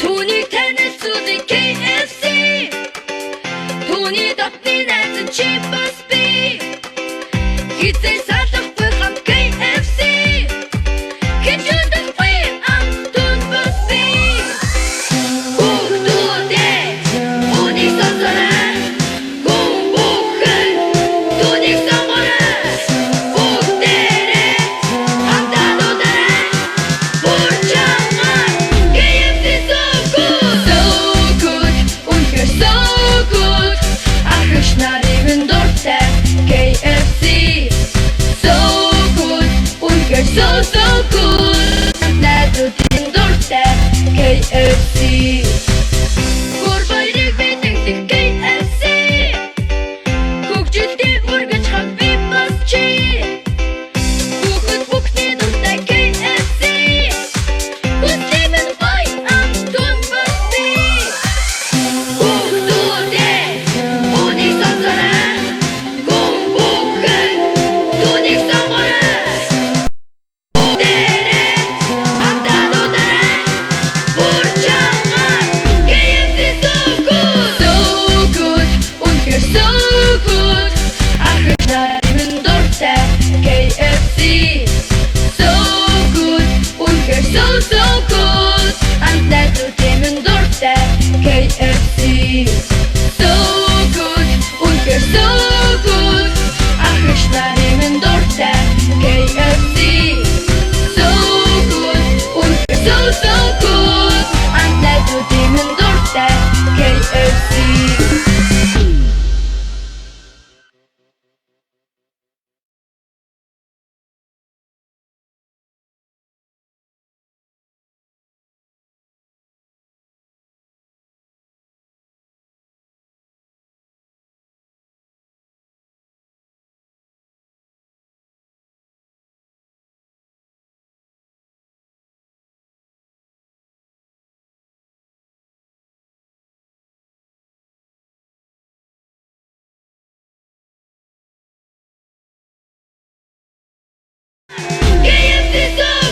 Яагаад бидний заруулсан KFC-ийн бас худалдаанд гарчээ.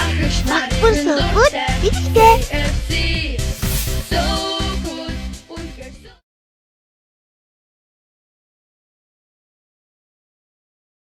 Mobicom-ийн хэрэглэгчид цуглуулсан кэнди оноогоор хязгааргүй мессежний ирэх авдаг боллоо. M24, M1 кодыг 555 дугаар дэлхийн 24 цаг болон 1 цаг сүлжээндээ хязгааргүй мессеж бичээрэй.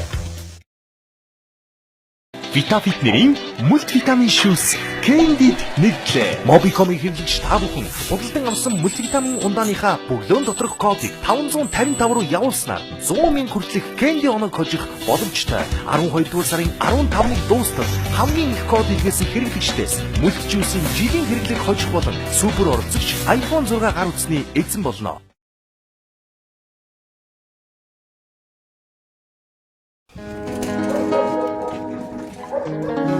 За сайн уу. Ош. Чи ертөнцийн 3 үнгүү гэж мэдхүү. Хамар хашааны хандаатай танилцсан Facebook-ны үнгүү. За хамгийн хэрэгтэй мэдээллээр дүүрэн Google-ны үнгүү.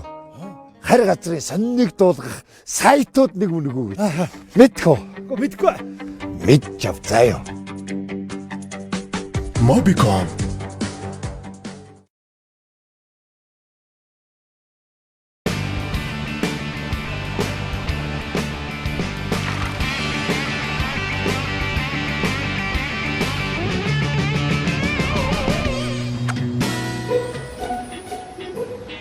Та худалдан авсан ундааныхаа мөглөөн доторх 8 оронтой кодыг 1310 дугаарт мессежээр илгээснээр суулганд оролцох боломжтой. Сайтанг 8 гараг бүр Монголын үндэсний телевизээр шууд шалгаруулна. 7 хоног бүр нэг сайтан. Pepsi Avi.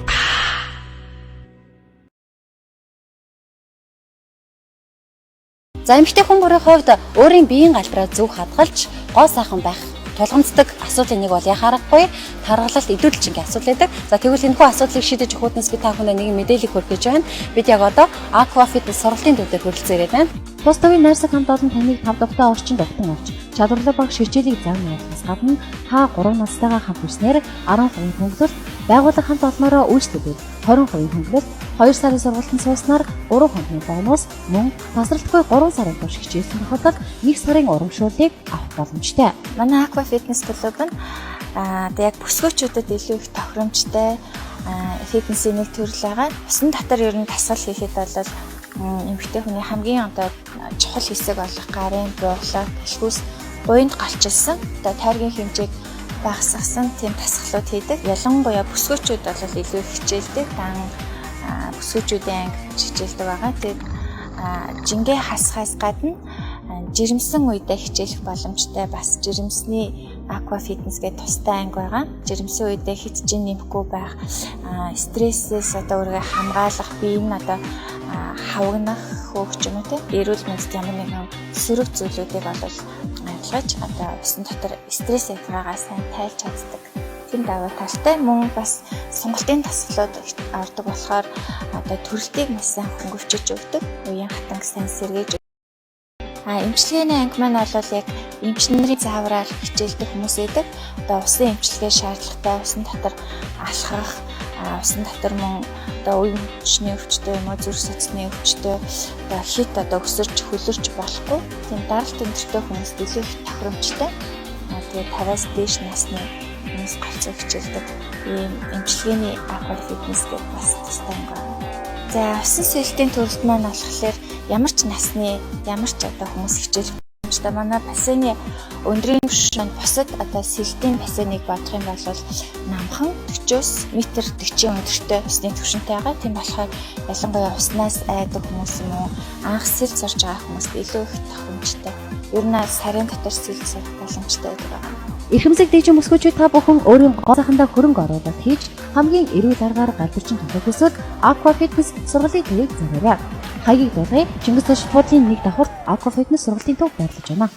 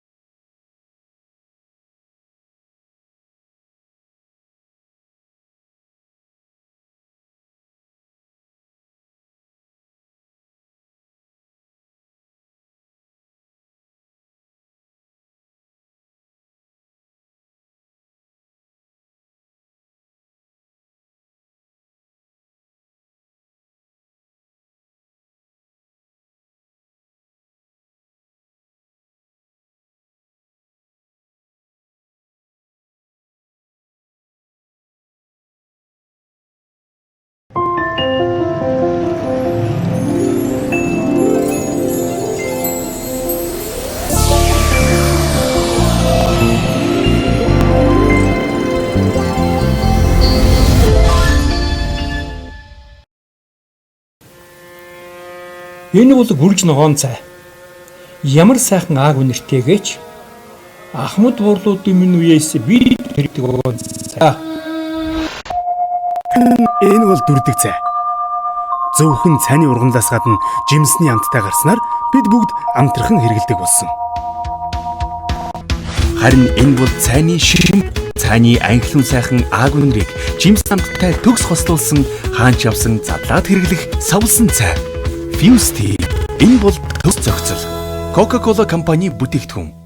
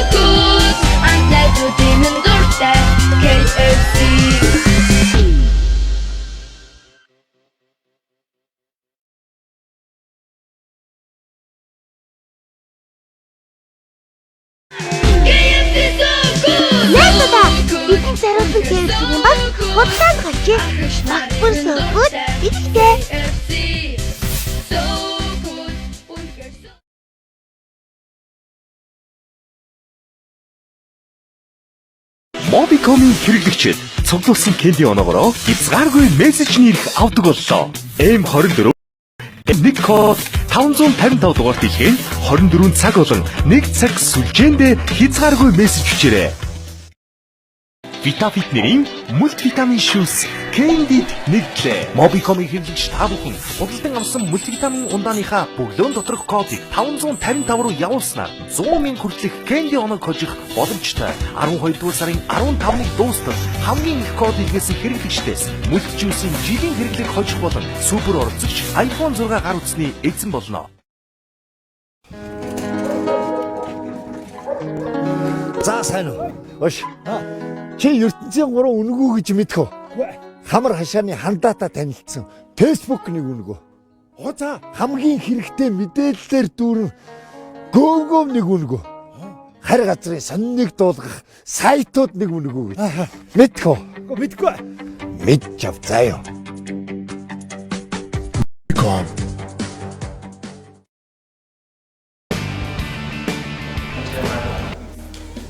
Mongolzuuch.com гэдгээрээс шууд дамжуулж байгаа. Бизнес зүйлсийн танилцуулгууд маань тэгэхээр та бүхэн Mongolzuuch.com гэх Mongolzuuch гэдэг YouTube дээр одоо энэ интернет байгаа бичил явуулгаа шууд энэ одоо имэйлээс формтээс хойш эсвэл дамжуулж байгаа. Тэгэхээр бас энэ сонирхолтой хэлцэгцэн асуудал дээр бас асуулт хариултын сонирхыг явуул юм хаагийг болгож байгаа шүү. Энэ Mongolzuuch-ийнхантай бас холбогдож уулзаж одоо санал солилцол хойш сууж байгаа. Тэгэхээр ийм боломжос байгаа. За тэгэхээр одоо хэсэг маань өдөөс хойш 2 дугаар хэсэг маань хийж байна. Уул уухай орнуудын хамтын ажиллагааны гэрээний хилцүүлэг хийгдэн. Тэгэхээр энэ хилцүүлгэн дээр бол одоо эхлээд бол бид нар олон улс болон үндэснийхийг харьцуулсан танилцуулгыг бол сүнжлмаа дараагаас бол авна. Тэгэхээр сүнжлмаа дараагийн одоо буруу хөлбөр нь одоо энэ танилцуулга нь орсон байлээ үлцэлгч. Одоо буруу оршуулгатай хөлбөр нь энэ бол засварлаад арай өөрөөр орох хэрэгтэй. Тэгэхээр та бүхэн англиар нь одоо боломжтой бол танилцуулгыг уншвал англи дээр нь илүү үнэн зөв байгаа шүү. Оршуулга нь жоохон алдаатай хөлбөр нь энэ танилцуулган дээр орсон байлээ. Юуны төрөө тэндээс үлцэлгч мөрөө. За тэгэхээр одоо бол сүнжлмаа энэ маань Anglo-American компанид бол ажилладаг. Гэхдээ энэ арга хэмжээнд бол одоо судалгаа танилцуулах их одоо олж байгаа нь бол уул уурхай үндэсний ассоциацийн удирдах зөвлөлийн дарга хийдэг. Мөн одоо энэ шинээр байгуулагдсан энэ арга хэмжээг хамтар зохион байгуулж байгаа доктортой ууч нийгмийн хариуцлагын зөвлөлийн удирдах гишүүнээр ажилладаг. Тэгэхээр сүнжлмаа таны уул уурхай орон нутгийн хамтын ажиллагааны гэрээ үндэсний болон одоо гадаадын туршлага гэсэн харьцуулсан танилцуулга энэ танилцуулгыг хийж өгнө гэж бодож байна.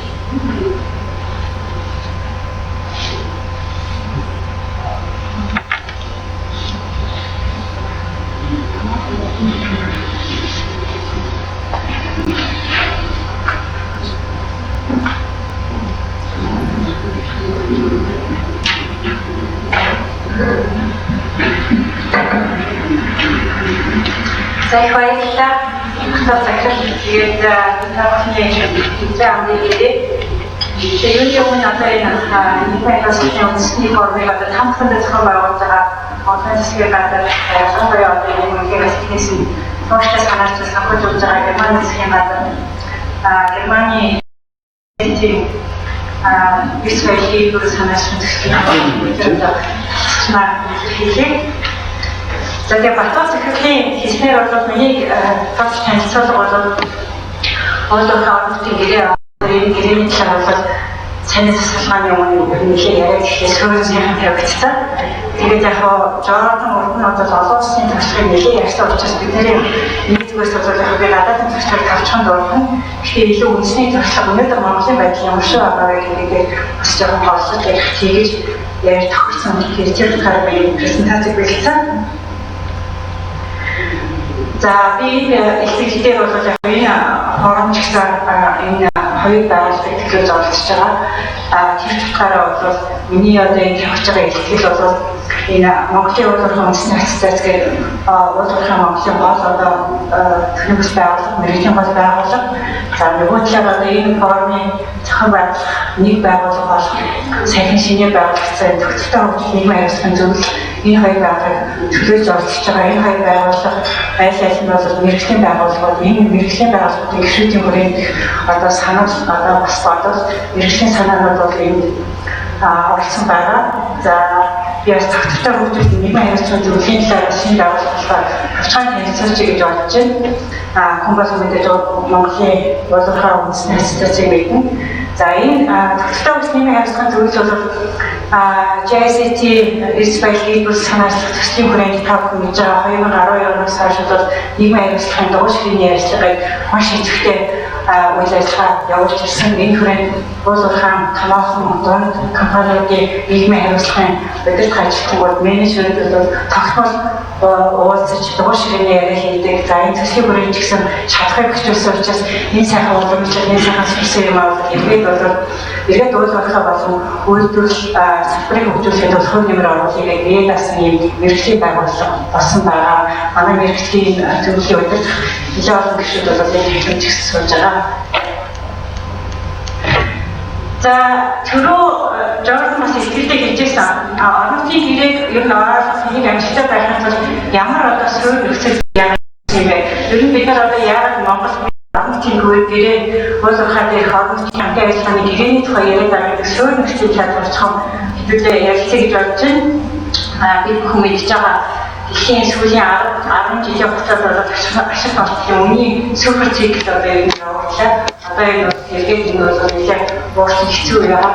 За энэ яг супер циклтэй уялдуулаад бас Монгол маань ямар онцлог бий болсон бэ гэхээр ихэ зүгээр Монголын 80-90 оноос бол хувийн хэмшил зах зээлийн эдийн засаг шилжсэнтэй холбогдуулаад сүүлийн 10 жилийн хугацаанд жигсаа Монголын уулын хэмжээнд хувийн хэрэглээ оролцоо бол маш өндөр оролцож ирсэн. Энэ бол олцоо нэг онцлог байна.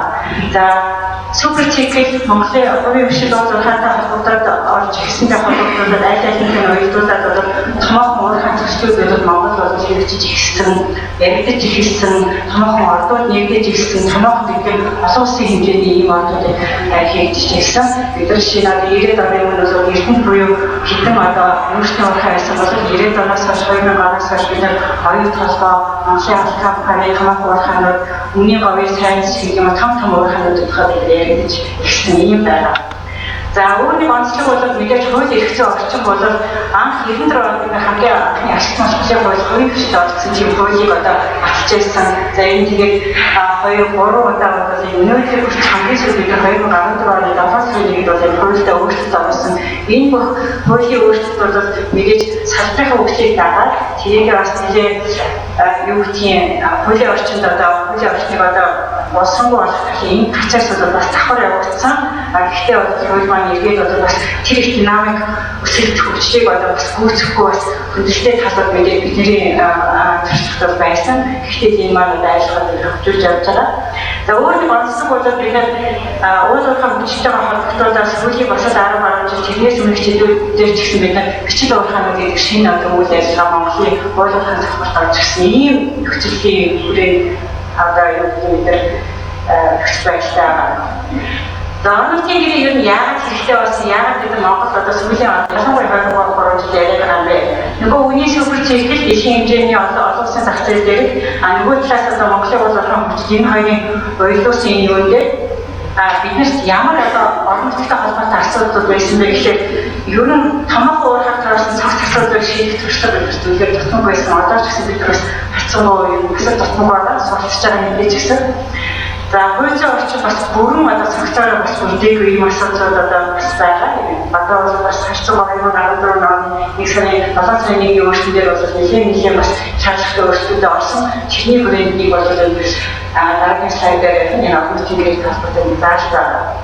За энэ үнийн супер цикл томоохон ордууд бий болсон, хувийн хэмжил одоо юу гэдгийг уулуурхай хэмжээд нэлээд орцоотой болсон энэ бүх нөхцөлөөр орон нутгийн хүрээнд ч юм уу одоо олон нийтийн хүрээнд ер нь Монголын нийгэм уулуурхайг таарсан маш их өндөр өссөн хүлээлт бий болсон. Дандаа бид нар high expectation гэдэг өссөн хүлээлт үүсгэн. Ийм одоо гол ийм нөхцлүүдтэй байна. Тэгэхээр энэ маань одоо ямар би ялангуяа энэ сөрөг үр дагавар авсан бичтэй энэ сөрөг өөр орон нутгийн гэрээ шоолох гэсэн ийм юм гол нөхцөлийг гаргасан. Тэгэхээр энэ болгон зүйл маань бол орон нутгийн нийгэм засгийн шинэ нөхцөл байдлыг бий болгосон. Ялангуяа шилжин суурьшилтай холбоотой одоо бид нар бүхний оюутлага гэж гол одоо уул уурхай ярихаар оюутлага чиг юм таван толгой гэх хамаг төслүүд ярихаар цогцчээд орны хичнээн хүн байсан. Өнөөдөр хичнээн хүн байгаа байлаа.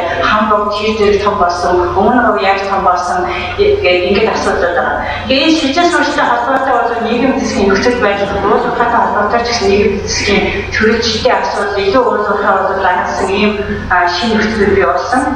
За энэ хүрээндээ бол мэдээж эдийн засаг нийгэм байгаль орчин тодорхой сэдвийн нөлөөлөлд өгсөн. Мэдээж эдийн засагт бол эрг нөлөөлөл байгаа шүү дээ, тийм ээ. Гэхдээ бас эрг нөлөөлөлийг яасан эдийн засгт юу гэдгийг төлөвлөсөн эдийн засгаас илүү уул уурхайгаар дагасан уул уурхай нэлээд хамааралтай эдийн засаг болж нийгэм байгаль орчин нийгмийн асуудлыг маш их олон хүмүүс нүүн шилжинтэй холбогдуулаад нийгэм эрүүл мэндийн боловсролын үйлчилгээ бол нөгөө хам огцод ч юм өмнө болж юм хангалттай хүрч чадахгүй ийм асуудал болсон. Тэрнээс бол нийгмийн стресс асуудал үүс явждаг. Тэрэн дээр нөгөө бид бүхний өндөр өссөн хүлээлт ийм болох маань нэлээд маш их тийм асуудал үүсгэж явчихсан. Энэ асуудлуудын нэг их чухал зүйл одоо бид бүхний ярьж байгаа юм. Өнөөдөр ч гэсэн бид баян болтой хоорондоо мэтгэлцэж ярьдаг энэ олон талууд ярьж байгаагийн зүйл бол итгэцэл баг болчихсон. Ерөөсөө нэг хартсан энэ одоо энэ арай их авчиж миний явж гэдэг юм итгэцэлгүй болждаг. За компаниудын зүгээс харахад бол компаниудын өндөр өсөлт зүйлсээ итгэлцэхгүй байдал маань компаниудад маш ачааллыг бий болгосон. Өөрөө бизнес хийж одоо уулзалтаа явуулахаас гадна нийгмийн асуудал за нөгөө нүүн шилжилттэй холбоотой бас төрийн одоо үйлчлэлийн ихэнх нэр ачааллыг өөрчлөлтөд орчдөг ийм зүйл болоод амьдж байгаа. Энэ болгон маань өөрөө одоо ямар нэг хэмжээгээр нэг хуулийн орчин байх хэрэгтэй байна. Энийг одоо аль алсын яаж зохицуулах вэ гэдэг ийм шийдэл хүрсэн. Асаас өөрөө дандаа шийдэлийг дагуулж авдаг. Тэр энэ шийдэл маань хурал болон манай бодлого тодорхойлоход яамдуудаар гарч ирээд 2014 оны 7 сарын 1-нд одоо шинжилсэн хуулийн дотор бид бүхэн гэж байгаа 42 зүйлийн нэгэн хэсэг зааснаар тусгай зөвшөөрөл эзэмшигчийн байгаль орчныг хамгаалах, өөрийнхөө ашиглах, өдөр байгальтай олгосон дэд бүтцийг хөгжүүлэх, ажлын байр нэмэгдүүлэх асуудлаар нутгийн захиргааны байгууллагын гэрээ байгуулж ажиллана гэсэн ийм даатгалууд ирсэн. Энэ гэрээтэй энэ даатгалтай холбогдуулаад ер нь бас ингээд уулзалтаа хувийн бишнийгээ уулзалтад нэлээд орцонтой холбогдуулаад ялангуяа сүүлийн 2 жил ер нь тэрний өмнөх ч гэсэн оюутлогууд маш бас хугацааны үрээр хийсэн орон нутгийн гэрээ хийх хандлж ажилласан гэрээнүүдийн оролдлогууд хийж гисэн одоогоор ч гэсэн бас амжилттай гэрээнүүд хийсэн одоо тийм жишээнүүд байгаа. Гэхдээ бүгдээр үйл явцтай одоо суралцаад явж байгаа ийм процесс байгаа. За тэгээд орон нутгийн хандах талаар Монголын туршлага юу юм бэ? Нэг их одоо хоол одоо юу гэсэн танх байгуулсан гэдгээс илүү шинэ үеийн туршлагаар ярих гэж одоо энэ дээр ярьчлаа. Их одоо гүнзгий өнөөдрийн нөхцөлтэй холбогдуулаад. Тэгээд бид бүхэн мэдж байгаа оюут толгой одоо маш хонцлог туршлага. Өөрөөр явуулсан дэлхийн одоо томоохон уулзалтын том компани тийм ээ. Тэр утгаараа олон улсын стандартыг Монгол хэрэгжүүлэхээр за нөгөө талаар яг оюут толгой өөрөө маш их одоо юу гэдгийг өөрөө хөгжлийн процесс маш динамик байна. Тэрний гадаад орчин бол маш динамик байлаа. Энэ бол нэг салбарын усад байж байгаа. Энэ одоо энэ динамикийг дотоод болон гадаад динамик процесс болоод оюут толгойн онцлог болоод ерөөсөө хэрэг та ер нь хасан болоо гэж бодож эхлээ санамжчиг хийжсэн, дараа нь үйл явцыг ирээ хийжсэн, саяхан одоо хамтаа ажиллагааны гэрээг хийсэн. Тэгэхээр түрүүний жорны хэлээр оюут толгой болоод үнэхээр одоо бас энэ процесс маягийн энэ өөрөө их урт хугацаа, за төсөл нь өөрөө том, асуудал нь өөрөө их цогц, тийм онцгой динамик ихтэй учраас энэ бол тодорхой олон жил үргэлжилсэн. Их бас одоо Монгол бол бас бид бүхэн салбарын улсуудад орон нутгийн хүн болгонд бол сорох одоо сайхан жишээ болсон. Одоо ч гэсэн энэ маань одоо процесс явуулж байгаа, байнга одоо хийнгээ суралцж байгаа. Бид нар ч гэсэн сайхан туршлага болоод явж байгаа. Ийм онцлогтой зүйл байгаа. За энерги ресурс манай одоо үндэсний одоо амжилттай үйл ажиллагаа гэж уулзах компаниудын нэг мэдээж одоо салбар одоо амаргүй байгаа болов гэхдээ юу нэг бол амжилттай их сайхан явуулсан. Энерги ресурсын онцлогийг одоо таахан мэдж байгаа. Олон санамжчид болсон гэж би одоо ойлгож байгаа. Хамгийн гол нь илүү нөгөө формулны албан ёсны гэрээ хийхээсээ илүү орон нутгатайгаа эхнээсээ маш одоо тууштай ажиллаж ирсэн. Орон нутгатайгаа тодорхой хамтарч орон нутг руу чиглэсэн тодорхой том төслийг богино хугацаанд амжилттай хийж чадсанаар энэ онцлогтой юм байна. Мэдээж орон нутгийн хүрээнд ч гэсэн энэ гэрээнээс гадна тэр анх байгуулагдсан энэ хайгуулаасаа том төсөл болох construction бүх болгоомжтой мэдээж орон нутгатаа болон ажиллаж байсан. Нүүлгийн шилжүүлж том төслүүд хийсэн ийм жишээ байгаа. За дараагийн нэг онцлог яг бидний одоо суралцах бас одоо үйл явц прогресс бас л явж байгаа нэг жишээ бол Mongolzuuch хөшөөтэй уулзалтаа хот аймагт байдаг. За энэ онцлог бол одоо 2-3 сумд авсан. За эхний хүрээнд бол та бүхэн мэдж байгаа бол сундуудтайгаа бол тустай гэрээ хийсэн. За сайн цэцлэлээр ч гэсэн одоо миний одоо бас шинээр одоо авч байгаа багийнхаа төвшин ч гэсэн хийсэн байна. Тэгээд энэ маань одоо бас тодорхой өчир дутагдaltaй асуудалтай байсан учраас саяхан одоо энэ чинь сүүлийн хүрээд бол аймагтайгаа нэгдсэн том гэрээ хийж явсан. За аймгийн улсуудаа уулзж байгаад бол тиймд бол бас одоо айтайхан амаргүй процесс гэхдээ прогресс явуулж байгаа юм жишээ байна. За бусад жишээнүүдээр би энэ дээр бол нэг одоо нээлттэй болоод учраас бид нэрийг хийх авах. Гэхдээ ер нь их манай томоохон компаниуд бол орлого хийж байгаа санамжчид зурсан ийм жишээнүүд байгаа. Тэгэхээр энэ бүх зүйлээр би нэлээд судлаад энэ дараагийн презентацуудын бас санааг явуулахаар байна. Тэгэхээр энэ бүх гол одоо амжилттай болгочин зүйл юу юм бэ? Ер нь энэ компаниудын амжилтын зүйл солилцоосоо гадна амжилт болж байгаа зүйл нь хамгийн гол нь өөрийнхөө хүчин чармал гаргаж зөв харилцааны суурь тавьсан. За тэгээд энэ зөв харилцааны суурь тавьсараа энэ харилцан ихэлцэл ойлгоцсон бүх явдал харилцааг бий болгоод тэр их динамик өөрчлөлт тэрийг олж явж байгаа ийм үйл явц харагдаж байгаа. За Дараагийн нэг зүйл нь бол мэдээж одоо яг альфа гэрээд бол богино хугацааны зорилго байгаа. Мэдээж өндөр хүссэн хүлээлтээр бол би юу авах вэ? Одоо манай энэ англи ч юм уу манай сургуулиар энэ уулзалтаар бид нар ямар нөхөн олон альфагийн асуултыг хариулахаас гадна урт хугацааны хүсэл тэмүүлэл эрхэмлэх зорилгыг хамтын ажиллагааны суурь болгох чухал юм уу гэж харагдаж байгаа. За дараагийн 3 дахь зүйл нь энэ урт хугацааныхаа зорилгыг харилцан зөвшөөрч ойлгомжтой тодорхойлох, өөрт нь шингэсэн, хүмүүс ойлгосон, тэрийг ингэж яасан зөв тодорхойлох, зөв хэлэх их чухал байна. Энэ бол бид нар бол одоо сүүлийн 10 гаруй жил боловсон стандартыг ашиглаж чиний орчуулах чиний үе бүх зүйлээр бол харагдаж байгаа юм бас онцлог юм харагдах байх шиг байна. За энэ дараагийн слайдаар би яг олонсын туршлага дээр ер нь олон юу авмаар байгаа бид нар альфаар бидний нөхцөл бол нэг хууль заалт хийсэн учраас бид нар алхам хэрэгтэй. Алхам хийхэд бол мэдээж одоо сургамжаас гадна ер нь юу хамгийн эерэг одоо онцлог талуудыг бид өөрсдөө өөрсдөө буулгах шаардлага байна л да. Тэгээ энийг харахад бол ер нь бид бүхэн мэднэ. Энэ олон улсын туршлага бүрээд бол нийтлэг байдал нь бол энэ орон нутгийн хамтын ажиллагаа, орон нутгийн гэрээ бол зарим газар бол сайн дурын байна, зарим нь бол хөлжчихсэн байгаа. Одоо шинэ Венец гэх юм уу, одоо Канада гэх юм уу, Чилд одоо хуулийн хөрөлцсөн шиг байна. За Африкийн зарим орнуудын бол ерөнхийдөө хуулийн юу сайн дураач гэх юм аа. Тэгэхээр энэ бол янз бүрийн жишээ л байгаа. За хөрөлцөх ёстой шин зэвэрсээ сайн дураар явах зүйл юм байхгүй. Тэр тухайн нөхцөлтэй бол ямар хөлбөр байна. Түүнтэй адилхан гэрээний нэр одоо хэлбэр маш олон төрлийн байна. Бидний одоо өнөөдөр хүртэл ярьж байгаа манай загвар гэрээний одоо эхний төслүүд бол дандаа хамтан ажиллагаа гэсэн нэрээр явж байгаа. Энэ бол бас л нэг л хөрөлбөр ийм үүрэгтэй. За мөн одоо яг л хийж шинэ гэрээний загвар бүтц загварлахын бол олон төрөл байгаа. Тэгэхээр аль нь одоо бидэнд юу хамгийн сайн таарах вэ гэдэг асуулт биднэрт хариулж тэрийгээ хэрэгжүүлэх чухал байгаа. Олон жишээ олон сургамжууд за сайн бөгөөд амжилттай гэрээний юу онцлогуд нь юу вэ гэхээр тэнцвэртэй оролцоо. Бид нар одоо хорон талч гэх юм уу аймаг орон нутгийн компани, орон нутгийн засаг захиргааны компани, мөн орон нутгийн одоо бүлгүүд тийм эдний хоорондын тэнцвэртэй оролцоо. Тухайн өөр хилцээ явагдаж байгаа. Хилцээ бол бас амаргүй процесс гэхээр тэр хилцээ альфа зөв шударга явагдах хэрэгтэй. Энэ процессын зөв хилцээг яаж болох вэ? Юм бол төгс зөв болгож хийцүү гэхдээ альфа зөв шударга хилцээг яаж хийх вэ гэдэг асуулт байна. Халууны харилцан өөрийг хариулсан. Түрүүний хэлснээр орон нутгийн захиргаа, эрдэнэ бүлгүүд компаниуд хоорондоо аль нь ямар үр байж байгаа энэ үүргийн харилцаа үйлдэл ямар шүү вэ? За өөр нэг хамгийн чухал юм бол одоо энэ бол манай дээр бас одоо яг одоогийн практик дээр яригдахгүй байгаа. Гэхдээ ер нь хараад ялангуяа TNG-ийн жишээнд засгийн газрын үүрэг оролцоо ялангуяа төсвийн хүрээний амлалт их чухал байна гэж үзэж байгаа. Энэ яагаад хийж байгаа юм бэ гэхлээр нөгөө нүүлгийн шилжилттэй холбоотой. Одоо юу гэх 10,000 хүн амтай байсан сум одоо юу гэх модмарч гэдэг юм нэлээд өндөр болтой 15,000 болтой.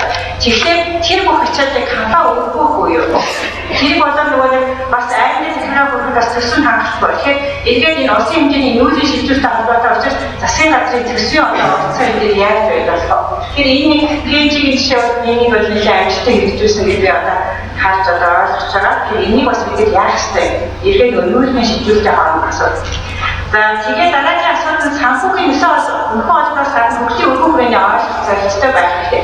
Зөвхөн одоо бид нар хэдийг авах уу, яах уу гэдэг яриа бол эргээд хилцүүлэг дандаа юм хязгаартай. Эргээд хоёр тал ч юм уу гурван тал бол зөвшөөрсөн зүйлүүд амаргүй байна. Айлхаас өргөн хүрээний ойлголттой уулзахаар бид яаж хөтлөх юм? Манай өмнө 5 жил 10 жилийн дараа ямар хөгжил очих вэ? Ингээд одоо энэ уулзахаар төсөв ямар хувь нэмэр оруулах вэ? Бид нар ямар байх энэ гэрээ маань ямар өөрчлөлт оруулах вэ? Өргөн хүрээний том зорилгоор орж ирэх юм их илүү хилцлийг одоо амжилттай болгож байна. За үйл явцууд ил талбай дүндээ байх хэрэгтэй. Тэгэхээр явцын үр дүнгийн болон үр нөлөөний хянас шинжилгээ үнэлгээ болоод энэ маш чухал байна. Зөвхөн гэрээгээ бол хангалттай биш тийм ээ. Тэгэхээр түрүү орон нутгийн үндэсний гэдэг юм уу гадны одоо энэ тусгуудыг товчхон ингээд болгоод юм яахлаа. Эргээд энэ манай орон нутгийн гэрээн дээр энэ ойлгоод юу авах юм бэ? Туршлагын биднээс юу хэлээд байгаа юм гэдгийг бас хэдийн гэрээний үзэл баримтлалын нөгөө концепт гэж байгаа. Энэ дээр бол гэрээ нь орон нутгийн хөгжлийн зорилтыг салшгүй хэсгэж болох хэрэгтэй. Тасархай нэг зүрхнийг одоо нэг компанийн хооронд хийж байгаа одоо гişтийн зүрх авахыг татраас авсан яах гэдэг ийм яцуу үзэл баримтлал биш. За гэрээ хамтын зорилго харилцан зөвшөөрсөн хөгжлийн үзэл баримтлалаар суурилах гэдэг Өмнө болж ирсэн хавд аймаг 5-10 жилийн дараа хаана очих вэ? Энэ гэрээнд яаж хөрөнгө оруулах вэ? Гэрээний хамар хүрээг сайжруулах тодорхойлох хэрэгтэй вэ? Одоо бид нар гэрээ хуулиар бол 3 хамар хүрээ байдаг. Сүүлийн дагуу гэрээ бол хамтын өргөн хүрээний хамар хүрээ байдаг. Аль нь байх хэрэгтэй вэ? Ингээд асуудал үүсгээд бас дахиад дебет үүсгээд дуусахгүй байхгүй юу? Шийдэл гаргахгүй. За үндсэн зарчим үнэн зүйлсүүдийг талууд харилцан тохирох. Энэ зүйл бол үзэл баримтлалыг сайн гаргаж ирэх хэрэгтэй болов гэж бодож байна. За дараагийн зүйл нь бол гэрээ хийх үйл явц. Түрүүний хэлснээр бол манай Монгол өөртөө бүр туршлага байна.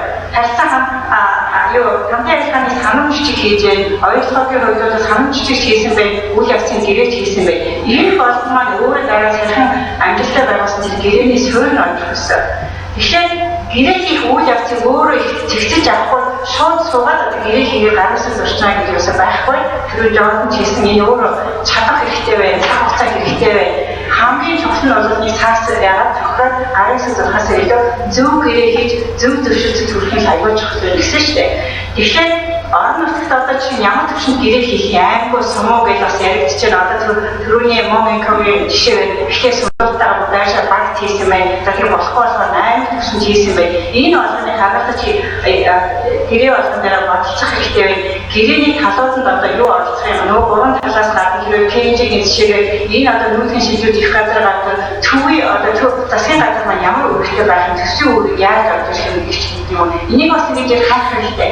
Тэгээ хайрцаг зөвшөөрлөд нэгдвэл ойлгох хэрхэн хүрэхгүй вэ? Орчмуудаа тохирох, зөвшөөрлөлийн зарчмаар цаг хугацаа гаргах, ингэжэл энэ нөгөө нэг амжилттай гэрээ хийх үйл явцыг ингэ баталгаажуулах юм асуудал. За яг нөгөө баримтчиг гэрээ маань дээр юу анхаарах вэ гэвэл зөвхөн нэлээд Монгол гэрээг уншдаг.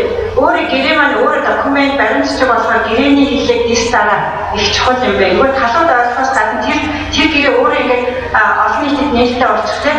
Нийт бол олон нийт иргэний нийгмийн асуудал тавиад гараад байдаг. Тэгэхээр өргөн бүрийн тэрийг яаж ойлгож байгаа, талууд яаж ойлгох вэ? Өргөн бүрийг яаж ойлгож байгаа. Хэллэг дэс дараа их чухал хэрэгтэй байна.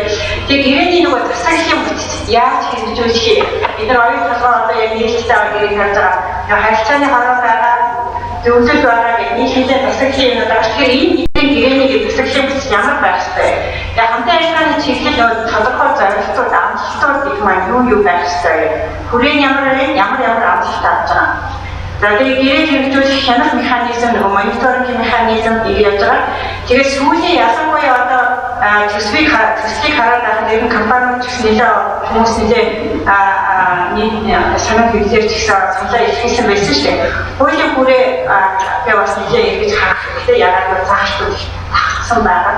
Тэгээд ингээд энэ нэг заалах, энэ заалах нэг бас нөгөө нэг дуусахгүй дебет дээр бас нэмээд авчих байгаа шийдэл олдохгүй. Тэр мэдээж гэрээ бас даашгүй гэсэн хэсгүүд байгаа юм байна. Энэ одоо нөгөө надад бол дотоод төвчгээс ингэж харуулж байгаа юм байна. За дараагийн 2 слайд дээр бол хамгийн сүүлийн хогн уулсыг гаргасан хамтран ажиллах загвар байна. Нэлээд 30-40 проценттай юм гэх хамраа ихэнх нь онцлон болов гэж байна.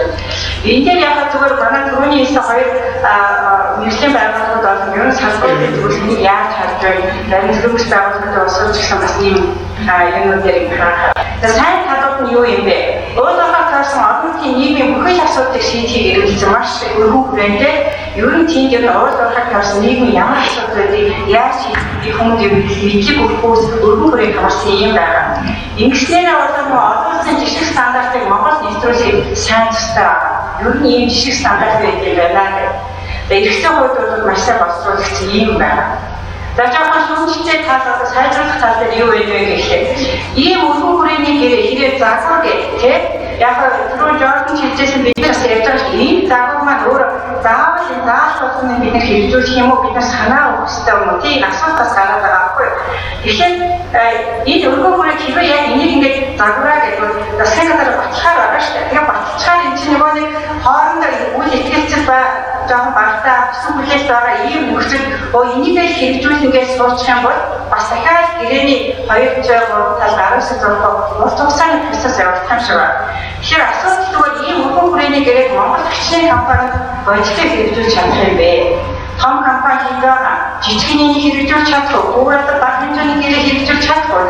Энэ асуултад яаж хариулах юм бэ? За бусад хуулийн хүрээнд хүлээсэн компани зүгээр хүлээсэн олон өгүүлбэртэй нэлийн давтсан байна. Тэгэхээр энийг заавал давтаж оруулахгүй харин гэрээнд одоо нөгөө референс хийгээр энэ хууль нэг яаж оруулах ёстой. Бас л нэг олон хэдийн олон мэдээлэл бас олон асуудал үүсээд шийдэл гаргах зах амаргүй байгаа гэж харж байгаа. За тэгээд ер нь ингээд харахад компани сайн дурын өгүүлбэр гэж байгаа. Өөрөө сайн дураараа нийгмийн сайн дурын хэмжээг хийж байгаа. Хуулийн хүрээнд өгүүлбэр энэ хоёрын уялдаа ямар багсаа, аль нь яг сайн. Нөгөө талаар одоо нүүрийн шилжилттэй холбоотой ч юм уу төрийн хэмжээтэй хамаагүй үйлчлэгтэй. Чиний хачаалал хизээ өөрхийн эсвэл заримдаа өөрөх чадахгүй юм. Тэгэхээр хийдий хачаал компаниуд өөрөө тэгэхээр нөгөө захир орон нутгийн захиргааны байгууллага маань бүхий өөр багасчих юм болов яах юм бол бас нэг асуудал гарч ирж байгаа. Тэгэхээр энэ болгон юмыг яаж одоо зөв харах вэ гэдэг ингээд жоохон харах хэрэгтэй юм болж байгаа. Тэгээд ингээд хараад байгаа юм хамтаа ажиллах загвар гэрээндээ гол анхаарах асуудал гэдэг хэд юм бас бичсэн. Энэ миний сүүлийн слайд. Ер нь үндэсний туршлага болон олон улсын сайн туршлага сургамжуудыг ер нь сайхан судлах хэрэгтэй. Тэгээ бид нэр оновчтой ашиглах хэрэгтэй. Ер нь бид энэ сүүлийн 2 жил одоо манай энэ зөвлөлтөөр ч гэсэн айлт юм дээр маш их 2012-оос таах ярьж байсан. Ер нь бид нар өөрсдөө бас их суралцж байгаа. Суралцаад унших тусмаа их сайн сайжирч байгаа. Тэгэхээр тэрийгээ илүү оновчтой ашиглах хэрэгтэй байна. Тэгээд нэгэн талаар биднээс одоо юу тодорхой байгаа гэдэг үү? Тодорхой бол нөгөө 42 нэгэн заалтаа. 3 бол бүрийг ярьсан байна. Тэгэхээр хуулийн хүрээнд заасан бүрээг бодитойгоор хэрэгжүүлэх нөхцөлийг баталгаажуулах хэрэгтэй. Тэр гол. Тэр чинь бас одоо ярьж байгаа ямар ч хэсэн компани болоо орон нутагт ажлын байр нэмжүүлэх хэрэгтэй байна. Өөрийнхөө үйл ажиллагаатай холбоотой энэ хүчийг орон нутгийн бас хөгжиж ашиглах боломжийг хангамаар байна. Нөгөөх нь байгаль орчин хамгаалах юм. Энэ нь бас нөгөө байгаль бидний нөхцөлөд гарчсан ийм залтаар орж энийг бодитойгоор хэрэгжүүлэх баталгаажуулах. Тэгээд энэ маань өөрөө дараагийн нэг асуудал бол гэрэг жоохон хэлбэршүүлэх зүгээр юм уу? Том жижиг янз бүрийн компаниуд байгаа. Тэгээд тэрийг одоо загвар гэж ашиглах хэлбэршүүлээд тэгээд Монголын нөхцөл одоогийн нөхцөл оновчтой суурь стандартыг бий болгохыг одоо агуулсан ийм байх гэх. Тэгээд асуудал нэгжээд манай олон улсын экспертүүд ч гэсэн бас яаж байгаа. Манай энэ бид нар ч өөрөө түрүүн ч гэсэн бас яг хийж байлаа. Манай хайгуу тийм хуулийн даалгаврууд нэлийн хүчтэй боловч яг уул уурхайн компани ч юм компаниудын нийгмийн хариуцлага тэр тал дээр ч сул байх гэдэг байна. Энийг заавал хуулийг хангаж хийх хэрэгтэй юм уу? Эсвэл үйл явдлыг чиглүүлсэн загвар авах хэрэгтэй юм уу? Энийг бодох хэрэгтэй юм шиг байна. Тэгэхдээ эдгээр нөхцөл маань 3 бүрээг заасан учраас ямар ч хэсэн тэр нөгөө нарийнхан заасан гэдэг одоо бол 3 заалт байгаа. Тэр 3 заалтайгаа баталгаажуулах нөгөө талаас энэ их үйл явдлыг зөв одоо өдөртөд туслах нэг ийм л загвар байх хэрэгтэй юм. За тэгээд түрүү ер нь би хин дахин хэлсэн байгаа загвар гэрээ тухайн компаниудын уурхайн үйл ажиллагааг цааш хэмжээж чадхад уялдуулах боломжтой байх. Энийг бол хахад яг энэ болгоо ингэж байгаа гэхээр бас түрүүний ярьсны гол юм байгаа. Бид өнөөдөр орон нутгийн гэрээ хийх бэлэн байх уу гэхээр зарим нөхцөл бэлэн байгаа, зарим нөхцөл энийг чадах орон нутгийн бүх талуудад асуудал аюул их байна. Энэ цаг хугацаа ордог.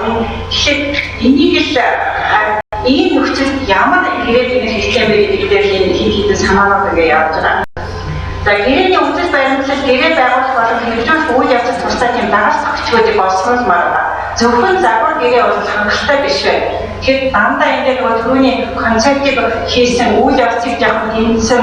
За дээр нь одоо шилдэг сайн жишээнүүд одоо оюутлогч гэх юм уу бусад одоо жишээнүүдийг тийм референс хийх юмнууд ингээд оруулчихсан. Тэрүүгээр нөгөө хүмүүсээ суралцахаар гэрээ хийж байгаа тэр процесс учраас тэрээс харж хэрэгтэй байна.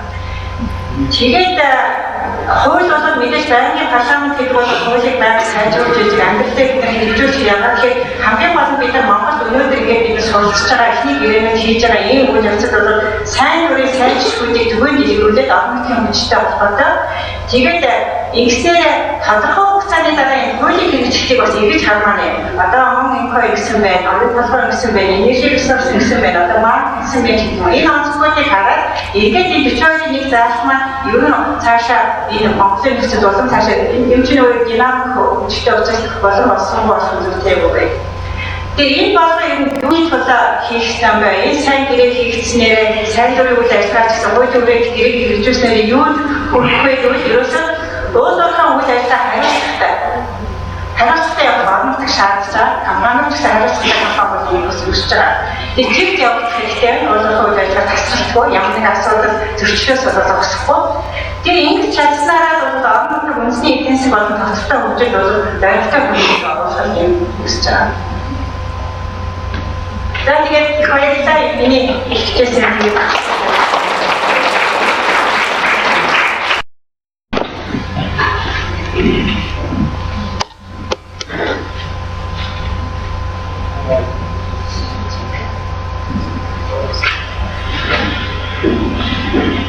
За тэгэхээр одоо хэлцүүлэг рүү орны одоо сүүлийн хөтөлбөр маань хэлцүүлэг байгаа.